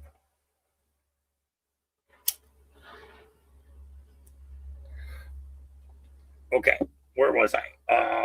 Yeah, so the guy pretty much mapped out the entire network. Okay, no different than guys like Andy Ngo and Jonathan. What's the Korean looking guy? Jonathan Chuin, I think is his last name. Chuin. He does a whole bunch. He was doing a whole bunch of reporting out of Seattle and out of Portland and a couple of the other locations. Maybe it's Cho. Maybe his name is. I think his last name might have been Cho. But you had Andy Ngo, who infiltrated Antifa. Oh no, it's Starsky. I have no problem with it. It's feel free to bribe me at any time. It's yeah, I'm open to bribes. I'm open to bribes. That's why I could never be a politician. Okay, I could never ever be a politician because if somebody says, hey, you know, I'll kick you a couple of million for a good safety meeting, then I'm gonna take it. I'm gonna take it. Okay, I'm gonna take it and I'm gonna invest it in more safety meetings. Yeah. Okay, maybe not. Okay, I would invest it in something a lot more lucrative than that. But safety meetings would continue. Yeah, so much like Jonathan Cho and Andy Ngo, you know, getting in there and mapping out all of Antifa and everything. Okay, we're seeing the exact same thing that the guy who's in charge of Syria now. That was the same thing he did. He was able to map out 5 different networks. And Hezbollah happens to be one of them. And ISIS was another one. And there's a couple other organizations over there that Palestine, PLO or PLA or something like that. And then there was an Al-Qaeda connected group as well that was in Syria that is no longer there. They pretty much wiped them off the map. That was done. So, you know, it's looking at these and understanding what he's talking about is if you got somebody who knows the network better than you, okay, Israeli intelligence may be good intelligence, but the fact of the matter is this guy was boots on the ground himself, so he knows. And they need to, you know, maybe step aside and let somebody else take care of it. Because then it doesn't look like this Jewish serpent is coming up out of the earth to try and devour everything. Okay? Let these people take care of their own. Okay? Let Lebanon take care of Lebanon, maybe. You know? Because I think Lebanon could be, you know, at a turning point in its own structure to want this kind of activity curbed, you know. But you got to understand that all the dark money that's been flowing, okay, all these years have, you know, flowed into the political system pockets, okay. And when that happens, you know, it can take years to get those people replaced. I mean, look at what we've been watching for the last going on 10 fucking years. Okay, just saying. Just saying, okay. JD in better circumstances. But this is very scary. We learned about this, about 30 minutes ago, an hour ago in the middle of our show. Sure. Why do you think they're telling us this? Because I know there's a lot going on behind the scenes with the FBI. Sure. We don't always find out. Why do you think they're telling us this now? And what's your reaction? Well, I think they're telling us because the scale of the planned attack is so significant. And I think it's important for us to be as transparent as we can be about these ongoing investigations. We want to tell the American people what's going on, of course. But I actually just heard about it this morning myself. And so this is very, very dark stuff. And unfortunately, we're talking about this a little bit off camera, but this is what happens when people turn the rhetoric up so loud that disagreeing with somebody is a cause for violence. That's the place that we've come to, unfortunately, with too much of our political rhetoric. We got to tell everybody to tone it down. And I hate to say this, but it's true. You see more political violence and violent rhetoric coming from the left than the right these days. Everybody has a role to cut this stuff out. But I think a lot of my Democratic colleagues in Washington have got to look themselves in the mirror and say, why is so much of this political violence coming from our side of the spectrum? Maybe they can do something different. Yep. Maybe they can do something different. Okay. Maybe. Okay. And then we got a little bit of Scott Jennings. You know, he doesn't pull any punches. I think you have to love your country, whether or not you lost the last election. I love America.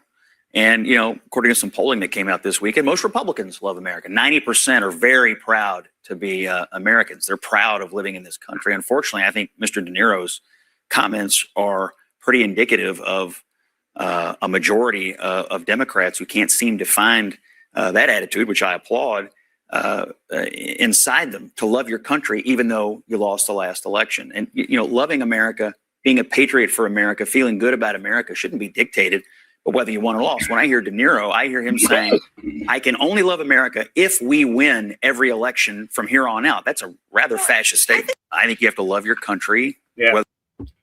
And I don't really give two shits what De Niro's got to say. I think he's I think he's a big piece of crap. Big piece of caca. Big pile.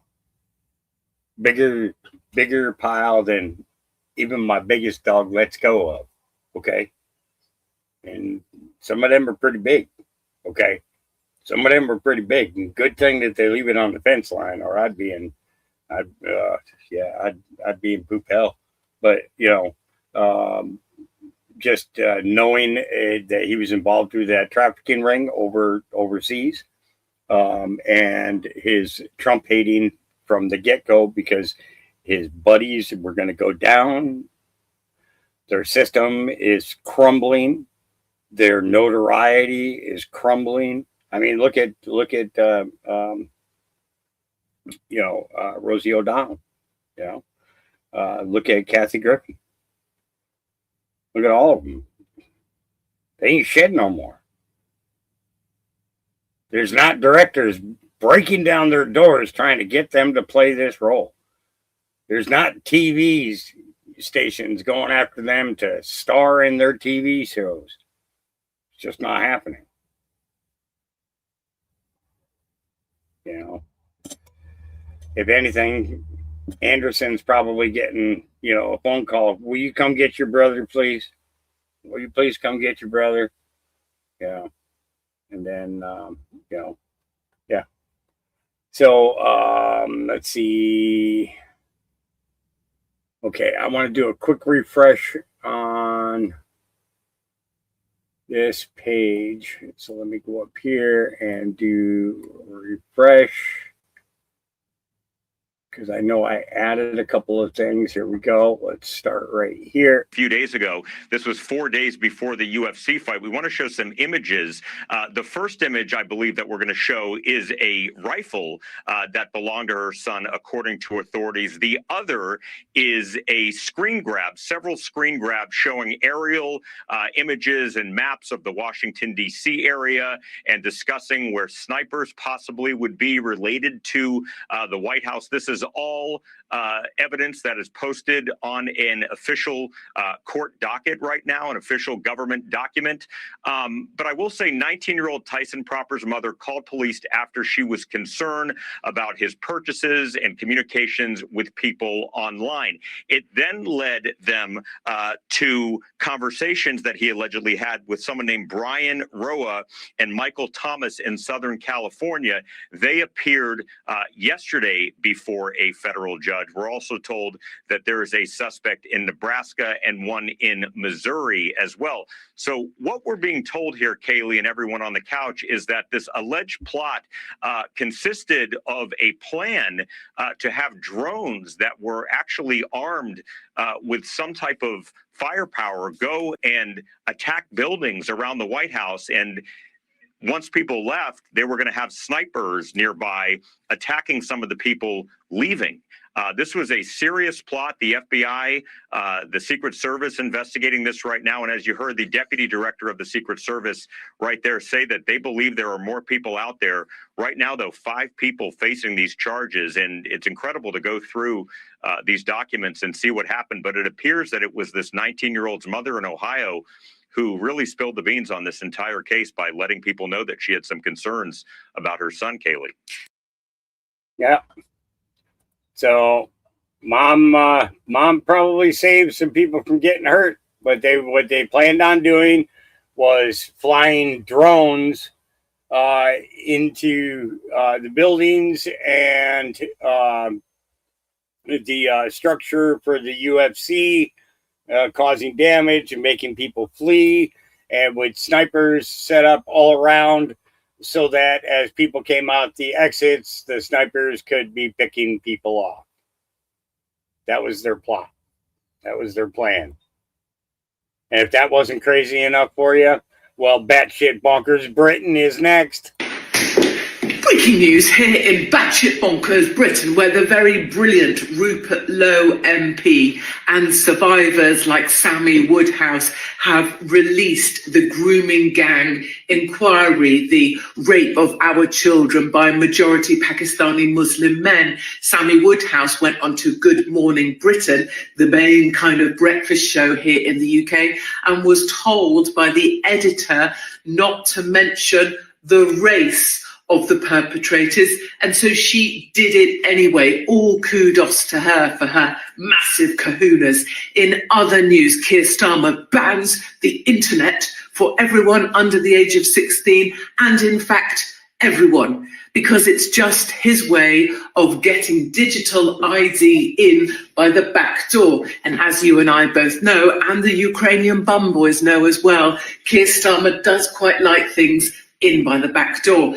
And finally, Ed Miliband says that he's going to ban underfloor heating and towel rails. That's in addition to banning tumble dryers, new one from 2027. Of course, these politicians have never lived in a small house where coming home at the end of the day, you've got an actual worker, maybe a farmer, a nurse and a mechanic, or school uniform that you have to get washed and dried and ready for the next day without actually turning your home into some sort of soaking oasis where there's more water inside than outside, even in the country where it rains 380 days out of 365.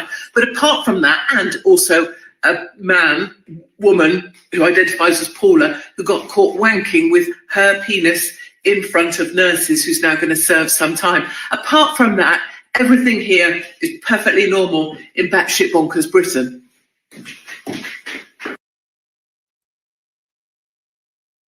Sometimes I have to say to myself that I want the drugs that she's on. And then at other times, I pray that I never learn what drugs those are. Just saying. Sometimes, not all the time, sometimes.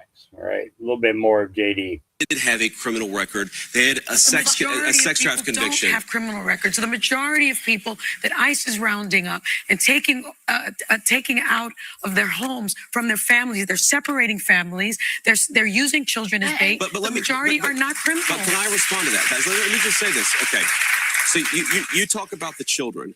Here's what I'd say. Do we know that during the last administration, we had tens of thousands of children who were sex trafficked by the cartels, who were brought into our country in profoundly dangerous and predatory conditions. Let's talk about this administration. But here's the point. Unless you enforce the border, you invite that kind of conduct. You think that our immigration policies are inhumane based on the reporting of one person with a political bias. What I'm telling you is that it's inhumane to allow cartels to sex traffic people across our border. And by the way, Please hold on. I appreciate that.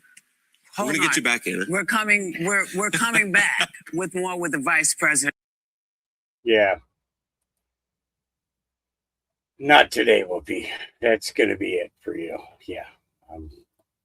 So more information is now starting to roll out about the alleged terror plot to attack the UFC 250 event this past weekend. And as I'm reading through the legal documents and the commentary, and understanding now who some of these lunatics were and the comments that they were making and the conversations they were having and the justifications that they're providing, I can't help but think that I'm literally watching the product of a well-orchestrated influence operation. It almost looks like you're in the comments section of your favorite Black Pill wannabe America First grifter loser influencer, or in a Groyper chat somewhere, or looking at the comments section of your favorite radical left-wing influencer. So it looks like Fox News is now starting to provide more background on who some of these lunatics are. It looks like 2 out of the 3 that have been named so far are out of California, and the 3rd out of Ohio. And according to the charging documents, it's the guy in Ohio whose family members alerted the FBI.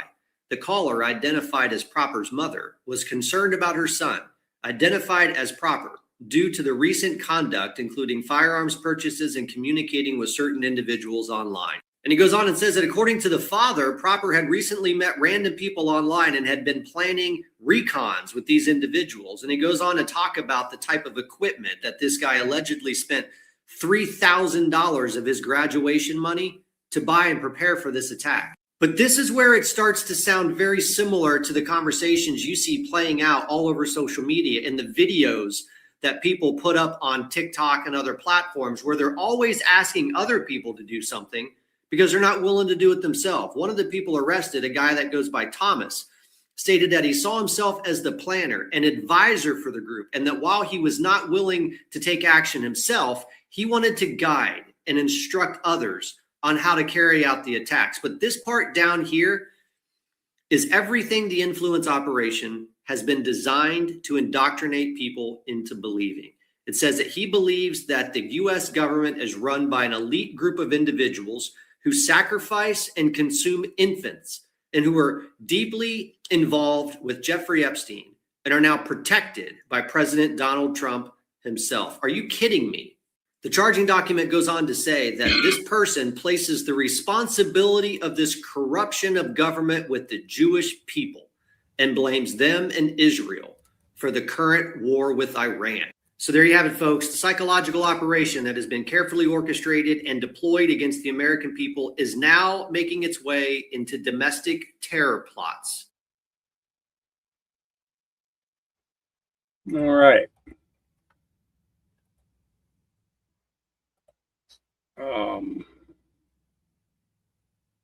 Oh yeah. Yeah, my space bar is working great. Yeah, look at those spaces. Just look at those spaces that aren't there. Oh Lord. And then I think that okay, I got 2 left. I got 2 left on it today. That's pretty good. I actually had time to get through my whole list of stuff today. U.S. Coast Guard jumps onto a runaway boat, safely stops it in Maryland. Here we go. Let's watch these guys.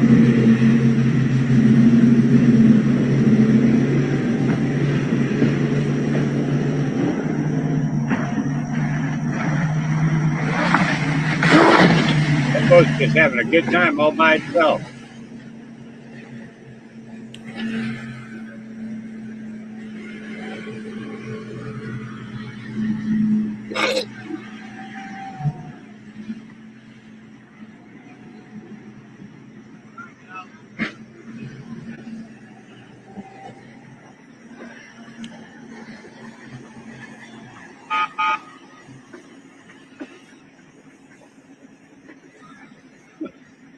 Good job. Good thing is nobody got hurt. It was all right there in the middle of the water pretty much.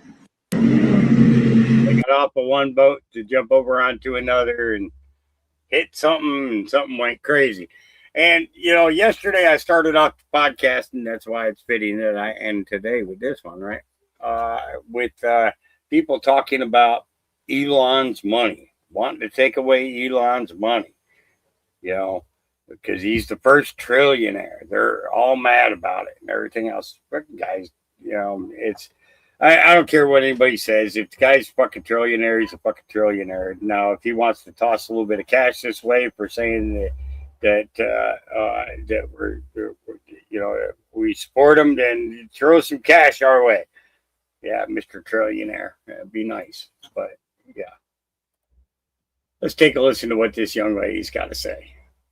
Some of y'all are weird. It is amazing that Elon Musk is a trillionaire. He's an immigrant from South Africa who arrived in America at 17 with $2,000 in a suitcase full of books. He paid his way through college, graduated with over $100,000 in debt, and then sold his first company for $309 million at 27. He co-founded PayPal and Tesla. We love that. He co-founded SpaceX, which is developing cheaper and reusable rockets so we're less dependent on Russia. And Starlink, which is providing internet to poor and war-torn nations like Ukraine. And Neuralink, which is allowing ALS patients to communicate. SpaceX alone created thousands of jobs in working class communities, and its blue collar workers who receive hourly wages have stock in the company. So when the company does well, they do well. SpaceX's $75 billion IPO, or initial public offering, that technically made him a trillionaire on Friday, also made over 4,000 of his employees millionaires, which is so cool. And this particular IPO is unique because really anybody could get in on the money making fun. If you had the Robinhood app, you could have made some cash. And also, his business doing well allows venture investors to cash out and then pour their money into startups that are working on innovations that could potentially save lives, like cancer vaccines. He is a literal engine for the American economy. When he makes money, it doesn't just sit idle in a bank account. It gets injected immediately back into the country through massive capital expenditures. Duh. Economists call this the multiplier effect. The thousands of jobs that he creates at his facilities creates thousands more for local builders and suppliers and service workers across the country. All good things. Elon is successful because he took risks. He failed countless times, but he kept trying and it worked out. Jeff Bezos, he failed big time last week, lost himself a lot of money, but he's also going to keep trying. We also forget that Elon Musk risked almost his entire early fortune on Tesla and SpaceX. Thank God he did, because it eventually paid off. Now we have self-driving cars. If you are mad about it, well then, my friend, you have envy, and the Bible says not to have that. Whether you are Carl Anthony Towns of the Knicks worth over $100 million, or Jimmy Kimmel worth over $75 million, or Elon Musk, or Jeff from down the street, you too can use the free market American system to take risks and become as successful as you want to be. Elon Musk is proof of that. You just have to try. Stop hating on it and be happy. Cheers. Yeah, stop hating on it. Just try. It's all you got to do. It's all you got to do. It's all you got to do. I want to go back to my list here. Where's my list? Is that? No, I think I got to go there. There. Because that's what I want to play going out. Yeah. This is what I want to play.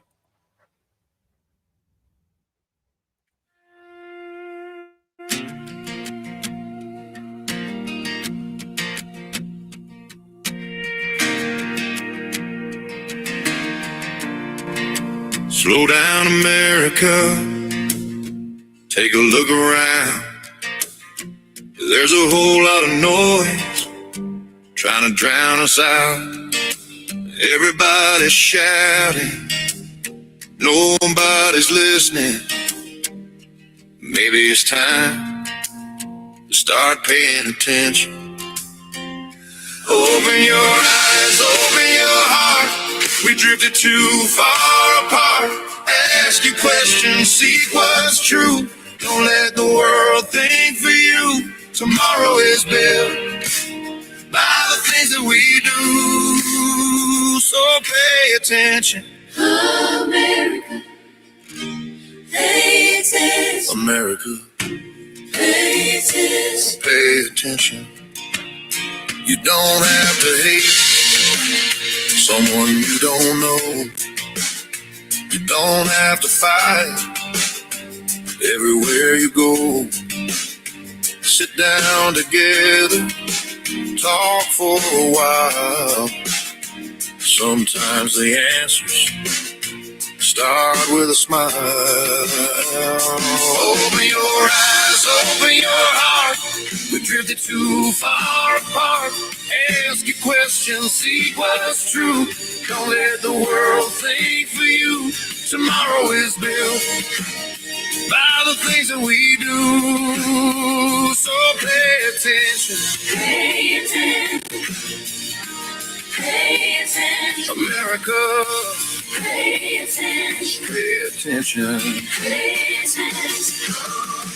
The future ain't waiting. The future is now. It's built by ordinary people. And the the choices we allow. One voice can matter.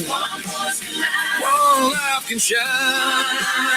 One conversation can change a lifetime. Open your eyes, lift up your head. Don't be distracted instead. Talk with your family, talk with your friends. This is where healing begins. Tomorrow is built by me and by you. So pay attention. Pay attention. Pay attention. So pay attention. Pay attention. I'm not here to tell you what to think. I'm here to encourage people. So pay attention. I'm not here to tell you. I'm not here to tell you what to think. I'm here to encourage people. So pay attention. So pay attention. Ask questions, seek truth, have conversations. Because the future isn't something that simply happens to us. It's something we all participate in creating. It wasn't the version that I wanted to play, but it's the message nonetheless. You know, all too often, you know, we get caught up in the news, we get caught up in the world, and we get caught up in the distractions. And the idea is to pay attention, categorize, catalog our thoughts and the information that we have and the things that we learn, and share that with people so that we have the opportunity to be able to continue to have conversations. You know, because when dialogue completely stops, there's only one alternative. And unfortunately, guys like me will tell you that that is not an alternative that is in the best interest of the American people. Because when we stop talking, that means we're starting to fight. And you don't want to be in the way when we fight. So I'm hoping that over these next couple of weeks, you know, because like I said, most of this has got to be done before the 4th of July, because people are going to have a really hard time celebrating, knowing that so much of this is still going on. So, and with Iran now in capitulation, and that means that there's only, you know, one left. There's only one left. Now, they had the G7 today. They're in Paris. And I have a feeling that Starmer is absolutely 100% going to be the punching bag through this whole thing. No doubt about it in my mind that Starmer is going to be the punching bag. And I have a feeling that we're going to begin to see a change on the European front in regards to remigration, sending these people back to their own countries. No different than what we're saying here, but you know, it's, you know, all we can do is watch, wait, and see, right? Watch, wait, and see. Catalog what we obtain informationally, catalog that, and you know, and then coordinate your conversations with what's in your catalog. You know, you know more now than you did 10 years ago. Okay. You learned more in the last 10 years than you learned in 12 years of school. I mean, seriously, think about it. If you look at it on that basis, Newcastle County EMS responding to an active shooter at Christina Care in Wilmington Hospital. I'm not sure, is that Wilmington in the United States, or is that in the UK? or overseas. I think that's here in the United States, if I'm not mistaken.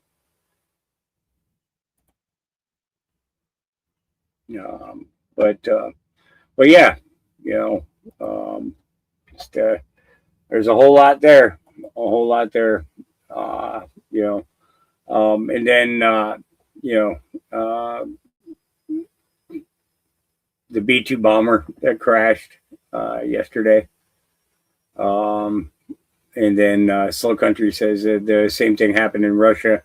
I caught a video earlier of a guy breaking down that 2 nuke-capable planes both went down after Trump and Putin both told. Let's see. Give me a second here. Okay. Need this. Can I open this in a new tab somehow? No, it won't let me, will it? Okay, give me a second here because I want to make sure I can get to the. Let me pull my screen back up. I just saw that he sent a message while it's live, so I want to check it real quick. Let's see.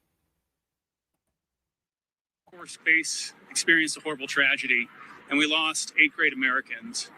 This crash is deemed to be unsurvivable, and right now our thoughts and prayers are with the families of those that lost their loved ones. We're sending teams out to notify the next of kin right now as we speak, and those next of kin notifications will take place over the coming hours and remainder of the day. Okay. So the same thing happened in Russia. I caught a video earlier of a guy breaking down that 2 nuke-capable planes both went down after Trump and Putin both told Israel to get bent when the peace deal was made with Iran. How true is it of what the dude was saying? I don't know. It's yeah. Well, I know that I know that one went down here in the United States. I didn't know about the one in Russia. I'll have to look into that and see what I can find. Well, thank you, Lisa. Yeah, I'll get over there and look at that stuff after. Yeah, so that's where I'm going to close it out for today. I want to thank everybody for joining me today. I got to spend a little bit more time with you than I have in these last times. As the summer moves along and it gets hotter and I get forced inside, hopefully this trusty thing will keep it cool enough in here to do that. And we'll see if we'll got the fuse. The fuse was changed yesterday, and it got Freon. So we'll see how well it works out. It barely got it down to 94 yesterday, and then later in the day when it wasn't so as hot, it finally kicked in and started really putting out some cooler air. Yeah, I think what I'll have to do is start it when I'm like drinking my morning coffee, get it started early in the day so that the temperatures are already at a certain level by the time the apex of the heat is coming. So, all right. So remember, God loves you. Jesus loves you. I love you. We'll see you again tomorrow. And in the meantime, always what? Where's my video? There.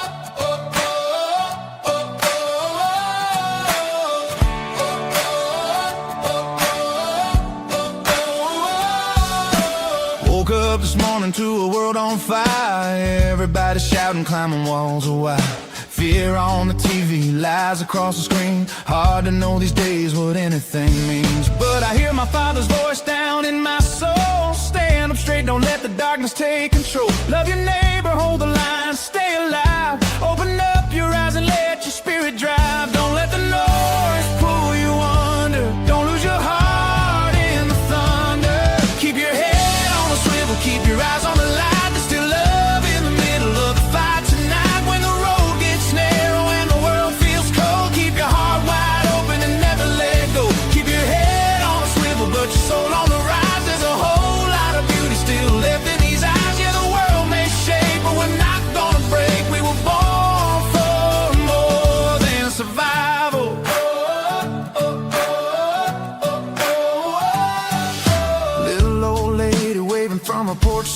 kids on the sidewalk still learning to dream. Somebody praying in the middle of pain. Somebody dancing in the pouring rain. There's still good people helping strangers stand. Still working hard with calloused hands. Still holding family, still holding faith. Still finding hope when it all feels late. Don't let the fear define you. There's still a fire inside you. Keep your head on a swivel, keep your eyes on the light. There's still love in the middle of the fight tonight. When the road gets narrow and the world feels cold, keep your heart wide open and never let go. Keep your head on a swivel, but your soul on the rise. There's a whole lot of beauty still left in these eyes. Yeah, the world may shake, but we're not gonna break. We were born for more than survival.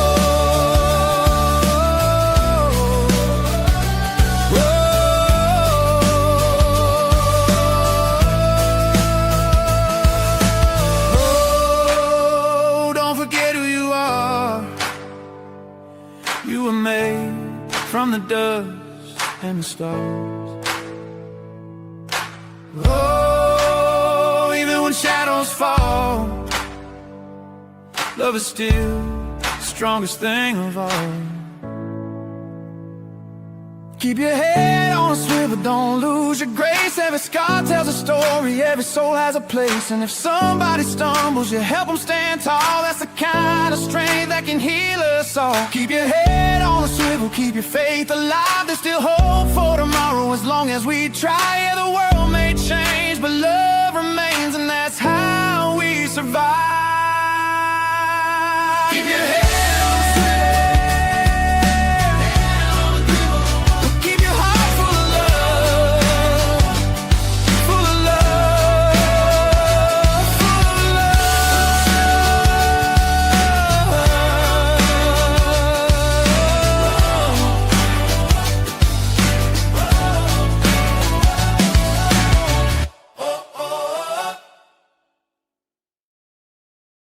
Yeah. You don't get to look away anymore. Not after what we've seen. Not after what we know.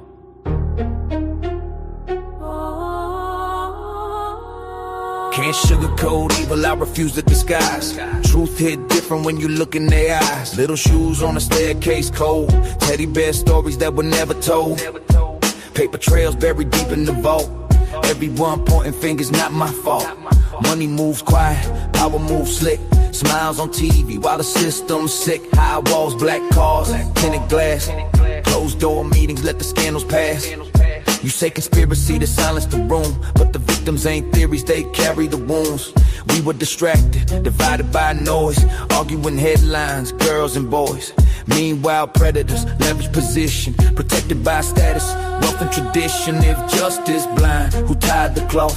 Who benefits most when the truth gets lost? If power's clean, then why the fear? When sealed up pages start coming near. Wake up, no more shadows, no more silence, no more halos. You can't hide behind the fame. If you fed the fire, you share the flame.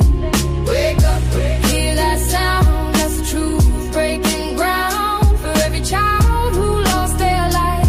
We stand up, we fight tonight. 400,000 missing a year. Tell me why the number don't trigger fear. Why the outrage fade in a week? Why the strong stay silent when the small can't speak? Institutions polished in gold, preaching mercy but the record's cold. If you knew and turned away, silence made you complicit that day. Not left, not right, this ain't a side. Evil don't care about party lines. It's about power abused in dark, about stolen futures before they start. Bought rooms, back rooms, private flights, handshakes hidden from public sights. If your wealth was built on pain, history gon' carve your name. Truth don't die, it waits its turn. Every lie got a fuse that burns. When it sparks, don't act surprised. We warned you once, we're done being quiet. Wake up, no more shadows, no more silence, no more halos. You can't hide behind the fame. If you fed the fire, you share the flame. Wake up, hear that cry, that's a child asking why. For every tear